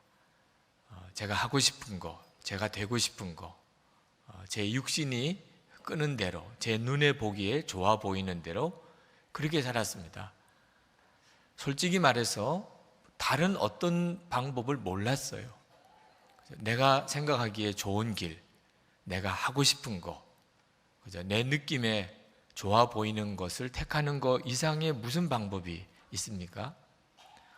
예수님과 인격적인 관계로 주님을 알지 못했을 때, 예수님이 정말 내 안에 계시다는 것을 제가 몰랐을 때는 제가 원하는 것, 제가 옳게 생각하는 것, 그 외에는 다른 기준이 없었습니다. 근데 그렇게 산 결과 너무 후회가 되는 겁니다. 정말 삶 전체가 때때로는 고통스러울 정도로 그렇게 후회가 되는 겁니다. 어떤 분들은 그런 이야기를 합니다. 목사님만 하면 그래도 성공한 것이에요.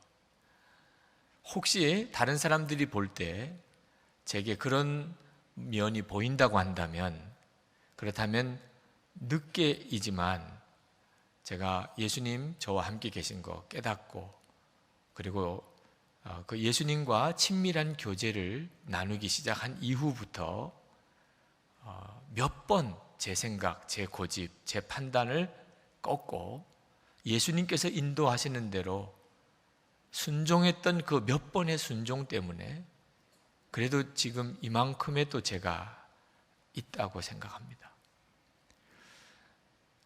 여러분, 우리의 삶은 언제부터 정확하게 예수님의 인도를 받았느냐, 또 주님의 판단으로 내 삶을 보고 내 문제를 보는 눈이 언제부터 뜨였느냐에 따라 달려 있습니다.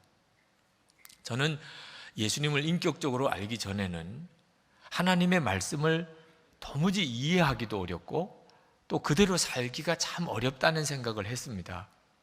항상 기뻐하라, 범사에 감사하라, 두려워하지 말라, 내 염려를 주께 맡겨버리라, 사람을 외모로 판단하지 마라. 어떻게 그럴 수가 있습니까? 마음이 슬픈데 어떻게 기쁠 수가 있으며, 또 낙심이 되는데 어떻게 감사가 되며, 두려운데 어떻게 두렵지가 않으며, 염려가 되는데 그게 어떻게 주님께 맡겨지며, 사람을 보면 그렇게 판단이 오는데 어떻게 사람의 중심을 볼 수가 있느냐 말입니다. 예수님을 제가 알기 전에는 이런 말씀들이 다 지키기가 어렵고 이해도 안 되는 말씀이었습니다. 근데 예수님께서 정말 살아계시구나, 그리고 제 안에 계시구나 하는 사실에 대해서 눈이 뜨이고 난 다음에 그때는 달라지는 겁니다. 그전에는 내 판단밖에 없다고 생각했습니다. 그런데 예수님께서 나와 함께 계시다는 것을 내가 알게 되면서 주님의 판단이 있는 겁니다. 나는 이렇게 생각하지만, 내 눈에 보기에는 이렇게 판단이 되지만 예수님은 어떻게 보실까? 예수님은 어떻게 판단하실까? 이것이 의식이 되면서부터 이게 문제가 내 생각대로만 살 게 아니구나 하는 것을 그때서야 알았어요.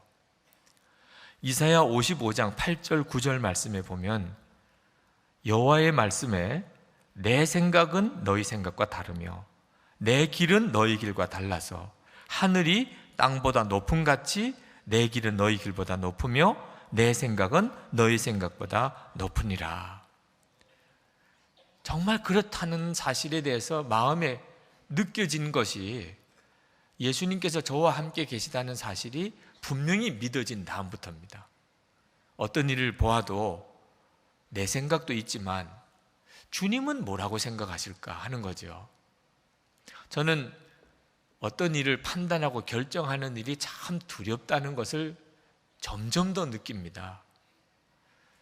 저는 비교적 꼼꼼한 성격이고 신중하게 모든 일들을 결정하는 그런 성품이지만, 나는 왜 이렇게 판단력이 부족할까?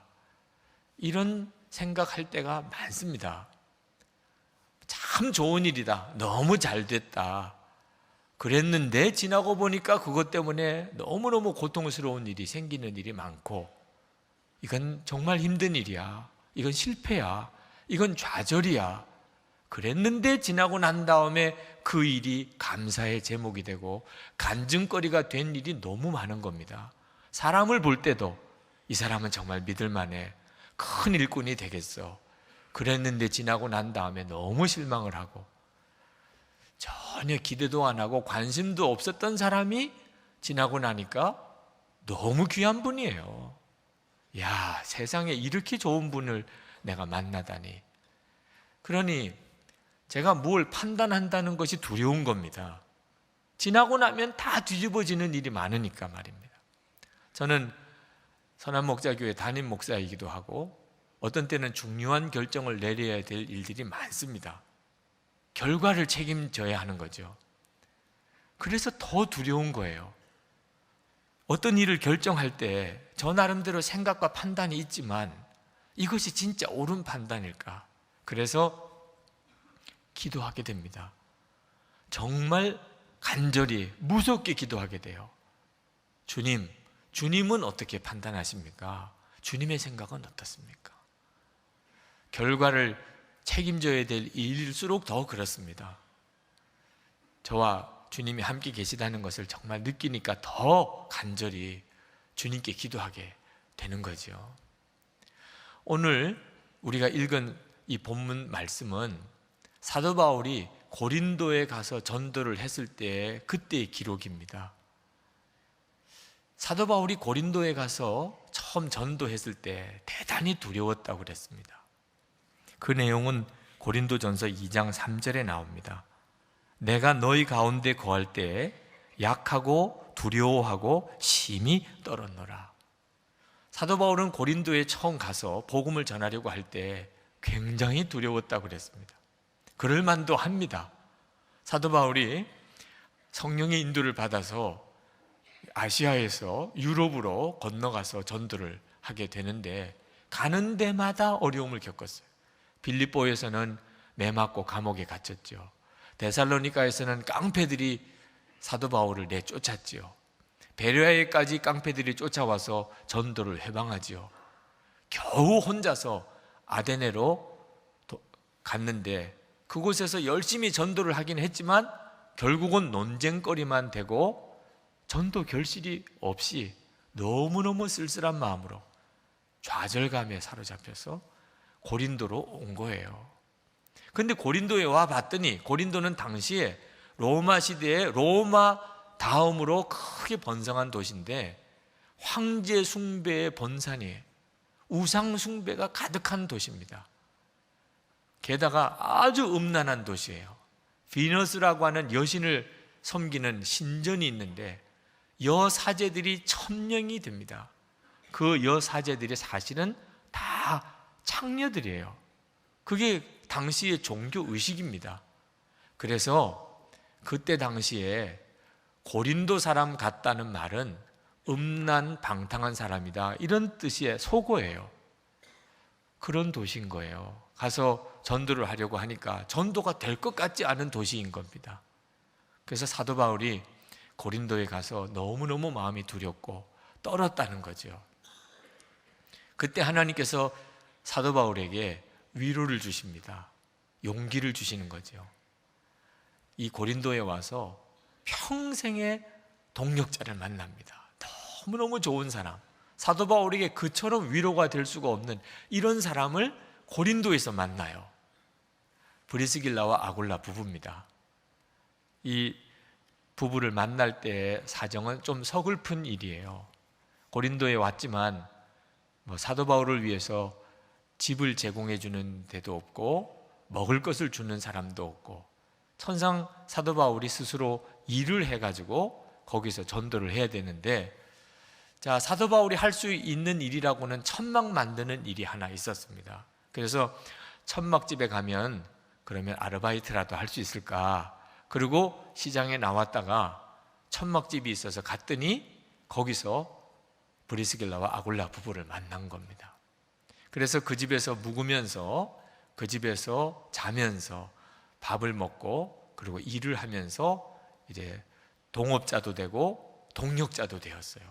나중에 이 브리스길라와 아굴라 부부가 사도 바울에게 얼마나 귀한 존재였는지 로마서에 기록이 되어 나옵니다. 로마서 16장 3절 4절에 보면 너희가 그리스도 예수 안에서 나의 동력자들인 브리스가와 아굴라에게 문안하라.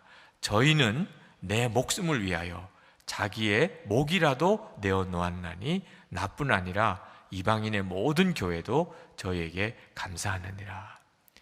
사도 바울에게 이 브리스길라와 아굴라 부부가 얼마나 귀한 존재, 위로가 되는 존재였는지 알 수 있는 구절이죠.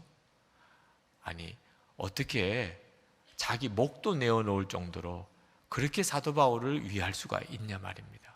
그런 동력자를 만났어요. 근데 이거는 사도 바울에게 뿐만 아니고 브리스길라와 아굴라 부부에게도 그랬습니다. 이 브리스길라와 아굴라 부부가 고린도에 와서 살게 된 내역이 참 불행한 일입니다. 그들은 로마에서 잘 살던 사람이에요.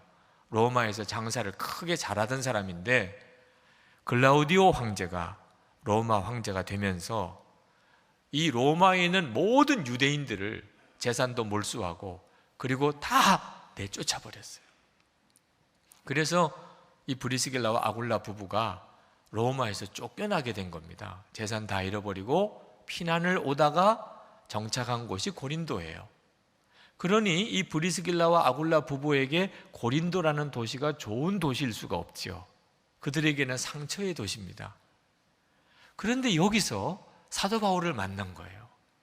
사도 바울을 만나고 복음을 듣고 예수를 영접하고 그리고 1년 6개월 동안 사도 바울의 말씀의 양육을 받고 그리고 그들이 하나님의 귀한 사명자, 전도자로 이제 거듭나게 됩니다. 여러분, 이 브리스길라 아굴라 부부가 사도 바울에게 목이라도 내어줄 정도로 그렇게 충성스러웠고 사랑했다면, 그러면 얼마나 좋으면 그랬겠어요. 얼마나 좋으면. 브리스길라와 아굴라 부부가 사도 바울이 얼마나 좋았으면 자기 목숨이라도 대신 줄 만큼 그렇게 사랑했겠어요. 여러분은 그런 사람 만난 적이 있습니까? 여러분 목숨이라도 대신 주고 싶을 만큼 그렇게 존경하고 그렇게 사랑하는 사람 여러분 만난 적이 있습니까? 근데 브리스길라와 아굴라 부부는 그런 사람을 만났다는 거예요. 이건 진짜 행복한 일이죠. 브리스길라와 아굴라 부부에게 고린도는 가슴 아픈 도시였었는데 알고 보니까 세상에 가장 행복한 도시요, 정말 간증의 도시였다는 거죠. 그러니까 사도 바울에게도 그렇고 브리스길라 아굴라 부부에게도 그렇고 속단할 일이 아니라는 거예요. 고린도는 그들에게 있어서는 다 쫓겨와서 정착한 도시입니다. 좋을 리가 전혀 없는 도시예요. 사람의 생각, 감정, 눈으로 보이는 판단으로 보면 고린도는 불행한 도시죠. 그런데 하나님의 계획으로 보니까 이 고린도라고 하는 도시는 사도 바울에게도 브리스길라 아굴라에게도 정말 놀라운 은혜의 도시 아니었습니까? 여러분들이 이 교회로 오실 때 혹시 사도 바울 같았을 수도 있고 브리스길라 아굴라 부부 같았을 수도 있을지 모르겠습니다. 실패하고 좌절하고 상처받고 그리고 정말 쫓기듯이 오신 분이 있으실지도 모르겠어요. 그래도 하나님의 계획이 이 교회 여러분의 삶 속에 오늘 사도 바울과 브리스길라 부부처럼 있기를 축복합니다. 변하여 간증이 되게 해주시는 하나님이심을 믿으시기를 바랍니다. 속단하지 말라는 겁니다. 하나님의 계획을 발견하고 나면 힘을 주신단 말이죠. 그래서 사도 바울이 전도할 힘을 얻었어요. 브리스길라 아굴라 부부를 만나고. 그래서 유대인의 회당에 들어가서 이제 예수님에 대해서 전했는데 마침 그때 디모데 또 실라가 고린도에 도착을 했습니다. 사도 바울은 정말 원군을 얻은 거죠. 5절에 보면은 하나님의 말씀에 사로잡혔다고 그랬습니다. 사도 바울이 다시 성령의 충만함을 얻어서 유대인들에게 아주 강하게 예수가 그리스도라고 복음을 전하기 시작을 했는데 그만 또 사도 바울에게 어려운 일이 닥칩니다. 유대인들이 사도 바울이 전하는 복음을 완강하게 거부하는 거예요. 그리고 회당에서 더 이상 말을 못하게 하는 겁니다. 배척을 하는 겁니다. 사도 바울이 얼마나 마음이 상했으면 사도 바울이 그 유대인들에게 너희 피가 너희 머리로 돌아갈 것이요 나는 깨끗하니라. 이후에는 이방인에게로 가리라. 그렇게 선언을 하고 떠납니다. 아주 저주에 가까운 말을 하지요. 그러나 사도 바울의 마음이 시원했겠습니까? 고린도에서도 여전히 복음을 받아들이는 자는 없구나. 빌립보에서도 데살로니가에서도 베레아에서도 아데네에서도 오래 사역을 못했어요. 사도 바울은 생각할 때 이제 고린도를 또 떠나야 되는 모양이구나. 이제는 어디로 가지? 내가 지금 하나님의 정확한 인도를 받고는 있을까? 사도 바울의 눈에는 어려운 것만 많이 보였습니다. 하나님이 도와주시고 계셨지만 하나님이 도와주시는 것은 아주 작게 여겨지고 다 어려움만 보이는 거예요. 그때 하나님이 사도 바울에게 다시 한번 용기를 주시는 사건을 주십니다. 회당에서 쫓겨났는데 회당장 그리스보가 예수를 믿겠다고 하는 겁니다. 그래서 세례를 온 식구들이 다 받았어요. 참 놀라운 일이죠. 그 사도 바울이 여기에 역사가 있구나 이렇게 생각할 만도 한데, 그러나 그리스보가 세례받은 일 이후에도 사도 바울은 마음이 풀리지가 않았던 모양입니다. 하나님, 제가 지금 잘 가고 있는 겁니까? 제가 고린도에서 이제 떠나야 됩니까? 여기는 사람들이 복음을 받아들이려고 하지 않는데 하나님 어디로 가야 됩니까? 너무너무 쓸쓸한 마음으로 하나님께 기도하고 있는데 밤중에 9절 10절에 보니까 주님께서 사도 바울에게 환상 중에 직접 말씀을 주세요. 9절 10절을 같이 한번 읽겠습니다. 밤에 주께서 환상 가운데 바울에게 말씀하시되 두려워하지 말며 침묵하지 말고 말하라. 내가 너와 함께 있음에 어떤 사람도 너를 대적하여 해롭게 할 자가 없을 것이니 이는 이 성중에 내 백성이 많음이라 하시더라. 아멘. 사도 바울이 아마 펑펑 울었을 겁니다. 그 시간에. 하나님, 그러면 됐습니다. 충분합니다. 하나님. 하나님께서 친히 사도 바울에게 두려워하지 마, 잠잠하지 마, 말해. 이 성중에 내 백성이 많아. 너를 해할 자가 없어. 내가 너와 지금 함께 하고 있어. 사도 바울은 하나님, 아무리 어려워도 이제는 상관없습니다. 아무리 사람들이 나를 배척해도 하나님, 저 이제 문제 없습니다. 주님, 끝까지 가겠습니다. 사도 바울이 용기 백배했어요. 그 성중에 하나님의 백성이 많다는 것, 그 약속도 사도 바울에게 힘이 됐고, 무엇보다도 내가 너와 함께 한다. 그러면 된 거예요. 그래서 사도 바울이 고린도에서는 1년 6개월 동안을 거기서 말씀 사역을 합니다. 1년 6개월 동안 주님이 나와 지금 함께 계시니, 그러니 반드시 역사가 일어난다. 지금 내가 잘 가고 있구나. 여러분, 지금 현재 여러분의 처지가 어렵고 힘들어도 답은 어디서 얻어야 되냐면, 주님이 지금 나와 같이 계시냐, 여기서 답을 얻어야 돼요. 예수님이 지금 나와 함께 계시다, 이것만 분명하면 지금 잘 가고 있는 거예요. 지금 눈앞에 어려워 보이는 것이 문제가 아닙니다. 반드시 모든 상황이 다 뒤집어지는 때가 옵니다. 고린도에 큰 교회가 세워져요. 아데네에는 교회가 서지 않았는데 고린도에는 큰 교회가 섭니다. 아데네는 고린도하고 비교할 때 교회가 세워지기 어려운 여건이기 때문에 그랬는가? 정반대예요. 오히려 고린도가 어려웠어요. 아데네에서는 핍박이 없었습니다. 마음대로 이야기해봐, 마음대로 이야기해봐. 고린도에서는 유대인들이 완강하게 배척을 했어요. 또 아데네 사람들은 주로 교육을 많이 받은 사람들입니다. 철학자들이에요. 그들은 무슨 말이 통하는 사람들의 수준입니다. 그런데 고린도 사람들은 상업 중심지고 우상 숭배자들, 게다가 음란한 사람들입니다. 그러니 고린도의 교회가 되기가 훨씬 어렵죠. 그런데 어떻게 고린도에 그런 큰 교회가 섰나요? 사도 바울의 마음에 주님이 나와 함께 계시다는 확신이 있었던 거예요. 주님이 분명히 그렇게 말씀하셨으니까. 그러니까 고린도에서는 좌절하지 않고 눈에 보이는 것에 굴복하지 않고 끝까지 거기서 말씀을 전하니 고린도에 큰 교회가 선 거죠. 성도 여러분, 여러분에게도 마찬가지입니다. 주님이 여러분과 함께 계시느냐, 오늘 그것을 확인하셔야 돼요. 야곱이 아버지 집을 떠나서 삼촌 라반의 집으로 도망을 갈 때 그 베델이라는 빈 들판에서 노숙을 했습니다.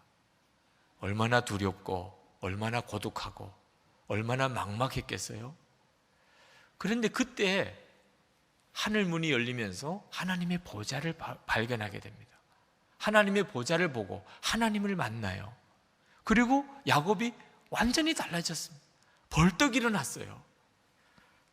창세기 28장 16절 말씀에 보면 야곱이 잠이 깨어 가로되 여호와께서 과연 여기 계시거늘 내가 알지 못하였도다.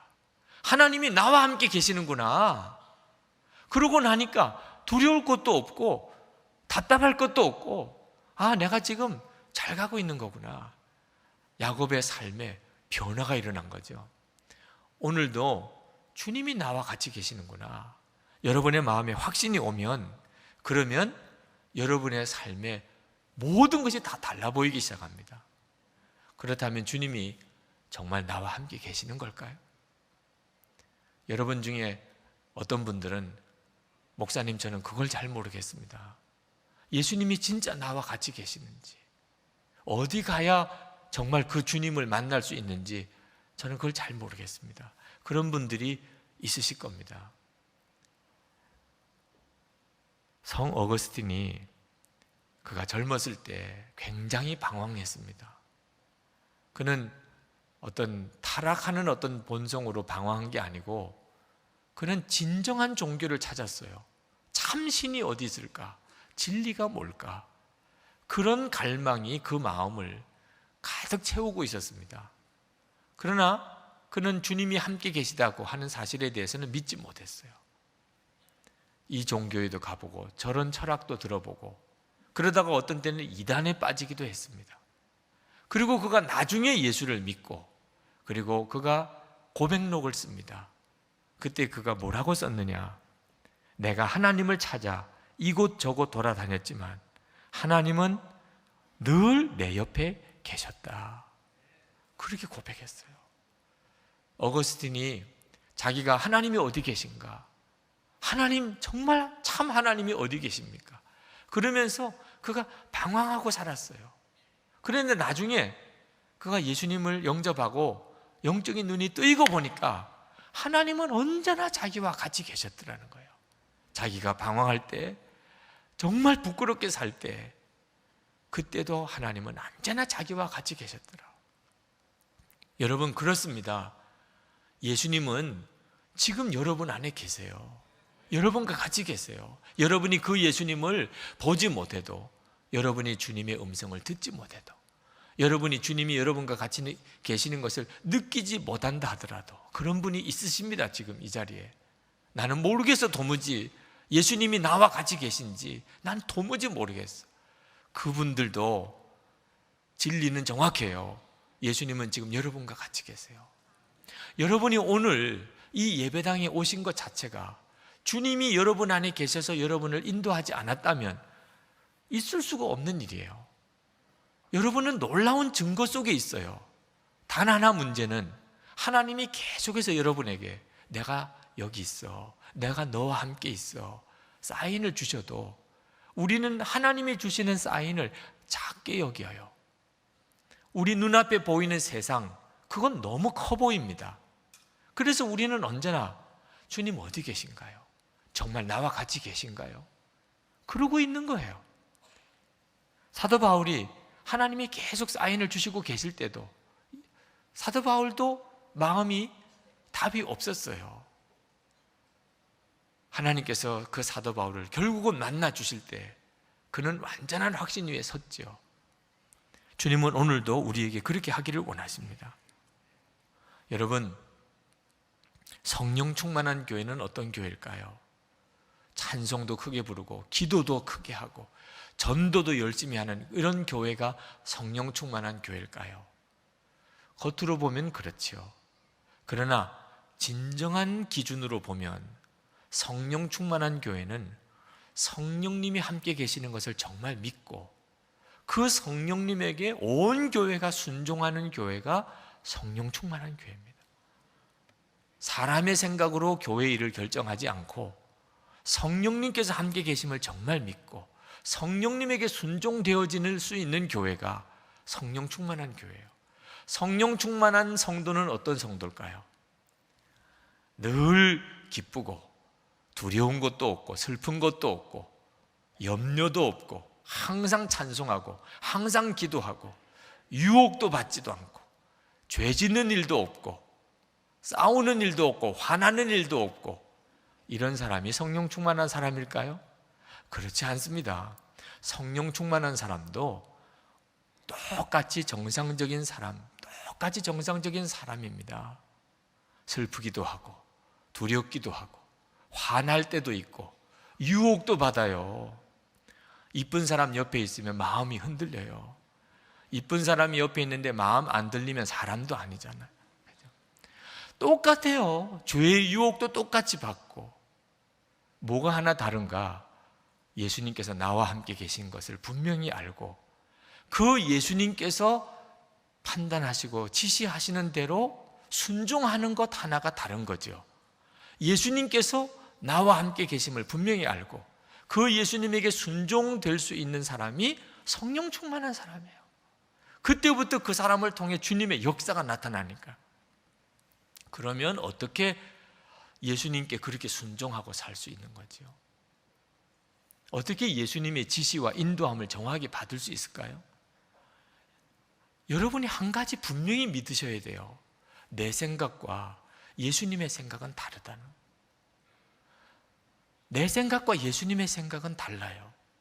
그 점을 여러분이 분명히 믿어야 돼요. 이거 하나 분명히 믿는 믿음이 큰 믿음입니다. 주님이 지금 나와 함께 계시고 내 생각과 주님의 생각은 다르다.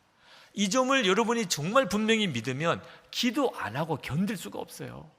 내 생각과 주님의 생각은 다른데 어떻게 해야 됩니까? 주님, 이것은 도대체 어떻게 판단해야 되나요? 주님, 도대체 이것에 대해서 뭐라고 말씀하시겠습니까? 기도를 안 하고 어떻게 견뎌요? 주님의 생각이 궁금한데, 주님의 생각대로 되어야 비로소 역사가 있는데, 비로소 살 길을 가게 되는데. 그러니 여러분, 신종플루도 있다, 내일 강추위가 다가온다 해도 우리가 기도하자는 거예요. 기도 안 하고서 어떻게 세상을 살아갑니까? 두려워서 어떻게 살아가요? 여러분의 판단 도무지 믿을 수 있습니까? 여러분도 눈으로 보고 귀로 듣지만 여러분이 듣고 보고 판단하는 게 그게 진짜 살 길 맞습니까? 주님으로부터 들어야 돼요. 그때부터 어디로 가야 될지, 무엇을 해야 될지가 결정나는 거죠. 우리들의 문제가 뭐냐면 속단하는 겁니다. 눈으로 보는 대로 판단하는 거예요. 그게 우리들의 문제입니다. 아브라함의 조카 롯이 소할 땅 좋은 곳만 눈으로 보고 그곳이 하나님이 심판하는 자리인 줄 모르고, 그리고 온 가족들 다 데리고 그곳으로 이사 가서 다 망했잖아요. 눈으로 보니까 좋은 곳이라고, 그리고 그냥 판단하고 갔다가 다 망했잖아요. 엘리사의 종 아람 군대가 엘리사를 죽이려고 도단성을 군사들을 동원해서 포위를 했습니다. 날 밝으면 이제 성으로 쳐들어와서 엘리사를 죽이게 돼 있어요. 엘리사 종이 아침에 일어나서 나가 성 밖을 봤다가 기절초풍했습니다. 병사들이 창검을 들고 성을 포위하고 있는데 누가 봐도 죽을 일이죠. 누가 봐도. 엘리사에게 쫓아 들어가서 주인님, 주인님, 우리는 이제 죽게 됐습니다. 눈으로 보고만 판단하는 사람은 이렇단 말입니다. 그때 엘리사가 조금도 흔들리지 않고 하나님께 이 종의 눈을 열어주십시오. 그때 종의 눈이 열려서 보니까 천군천마가 불말과 불병거로 엘리사를 둘러싸고 있는 거예요. 그러고 난 다음에도 두려워할 사람이 누가 있습니까? 우리 눈에는 안 보이는 하나님의 역사가 있단 말입니다. 그것은 주님만이 판단하시는 거예요. 여러분, 풍랑 있는 바다에서 제자들의 생각과 예수님의 생각이 달랐잖아요. 베세다 들판에서 5천 명이 먹을 게 없어서 다 굶어 있는데 그것을 보는 제자들이 바라보는 눈하고 예수님이 보는 눈이 달랐잖아요. 나사로가 죽었을 때 마리아와 마르다가 느끼는 그 느낌하고 예수님이 느끼는 느낌하고가 달랐잖아요. 우리들의 삶에도 똑같단 말입니다. 내가 느끼는 것, 내가 보는 것, 내가 판단하는 것이 우리 주님이 보는 것과 다르다 그 말입니다. 알고 보면 우리가 진짜 두려워해야 될 문제는 어려움이 아닙니다. 편안할 때가 더 위험해요. 편안할 때가. 여러분이 돈을 많이 벌어서 돈을 그냥 푸대자루로 담아서 돈을 세어야 될 만큼 그렇게 돈을 많이 번다 하더라도 그때가 더 위험할 때인지 몰라요. 사람이 느긋해지면 마음이 풀어지지요. 몸이 아프지도 않고 가족들도 문제가 없고 특별하게 급박한 일도 없을 때 그때 마음이 느긋해져서 저녁에 연속극이나 보는 거예요. 그 자리가 위험한 자리예요. 그 자리가 세상이 편안하니까 그렇게도 연속극도 보는 거죠. 힘들고 어려운 일 생겨봐요. 연속극 볼 시간에 기도하지요. 말씀 보고. 진짜 무서운 순간은 영적으로 약해지는 순간입니다. 저는 저희 교회가 힘들고 어려울 때 그때가 위기인 줄 알았어요. 그래서 그냥 흰머리도 이렇게 났어요. 그런데 주님이 말씀하시기를 교인들이 많아지고 부흥될 때, 지금이 너가 위험한 때다. 지금이 더 위험한 때. 어느 집사님이 예배 드리러 가고 성경 공부하러 갈 때는 몸이 천근만근 하더래요. 그런데 아침에 일어나서 뒤척뒤척거리면서 누워있는데 점심때쯤 되니까 동창이 전화가 왔어요. 야, 우리 점심 먹고 어디 쇼핑하러 가자. 몸이 용술철처럼 뒤쳐 일어나더래. 솜털처럼 가볍더래, 몸이. 이런 게 위험한 거예요, 이런 게. 그때가 영적으로 위기인 거죠. 심각하죠. 아이들이 유괴범에게 유괴당할 때 처음에는 얼마나 달콤하게 꼬임을 받습니까? 그때가 위험한 거거든요. 마귀가 그 영혼을 뺏어가려고 하죠. 애들만 아닙니다. 우리도 똑같아요. 기도하지 않을 때는 모르는 거예요. 기도가 없을 때는 내가 지금 위험한지 어떤지도 모르는 거예요. 지금 대학 입시철이 이제 시작이 됐습니다만 저희 친구 목사님 딸이 좋은 대학에 합격을 해서 축하를 했습니다. 축하해. 그랬더니 유 목사, 아니야, 축하받을 일이 아니야. 아니 무슨 이야기야. 좋은 대학에 합격했는데. 그 딸이 대학 입시 치르는 과정을 가만히 보면서 큰일 났다는 생각이 했다는 거예요. 이제 이 아이가 어른이 다 됐는데 대학 입시라고 하는 것 앞에 놓고 보니까 믿음이 너무너무 형편이 없더라는 거예요. 조금만 어려우면 그렇게 낙심하고 조금만 좋으면 그렇게 풀어지고. 두려워하지 마. 대학 입시가 전부가 아니야. 믿음이 중요해. 아무리 그래도 그 딸아이가 입시 앞에서 도무지 마음을 못 잡는 것을 보고 대학은 잘 들어가도 믿음 훈련은 내가 못 시켰구나. 그래서 너무 마음이 아프다고 하는 이야기를 들었습니다. 성도 여러분, 주님께 기도하셔야 돼요. 그러면 주님이 여러분을 정말 만나 주십니다. 주님을 만나고 주님의 판단을 듣고 나면 그 다음 믿음이 달라지고 판단이 달라집니다.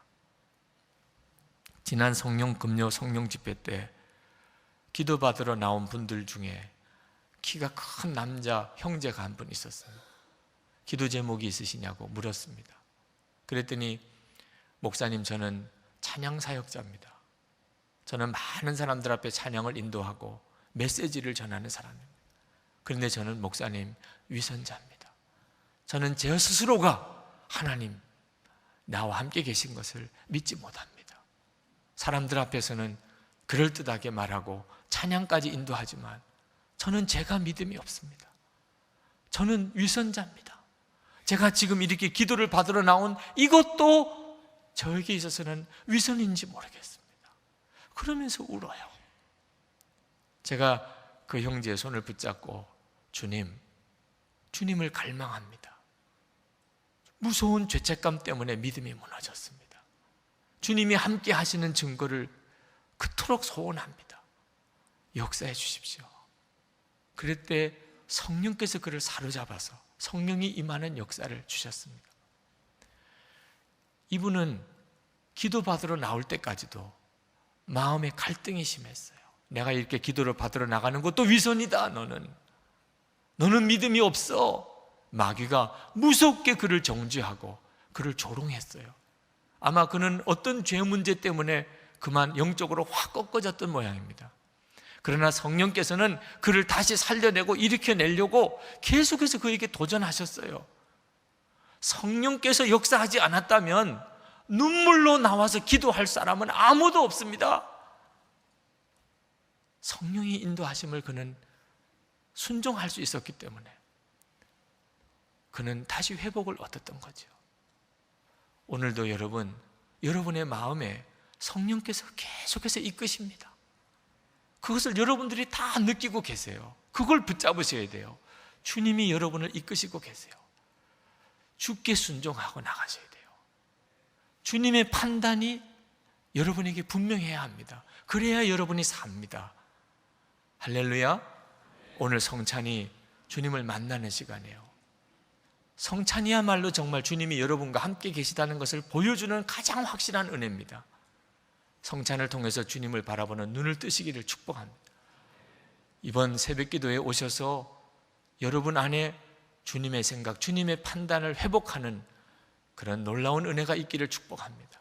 이 시간에 간절히 기도하겠습니다. 주여 저를 인도해 주셔서 제가 주님의 판단을 알기 원합니다. 주님의 생각을 제가 구합니다. 주님 저와 함께 계심을 주님 보여주시옵소서. 다 같이 기도하겠습니다.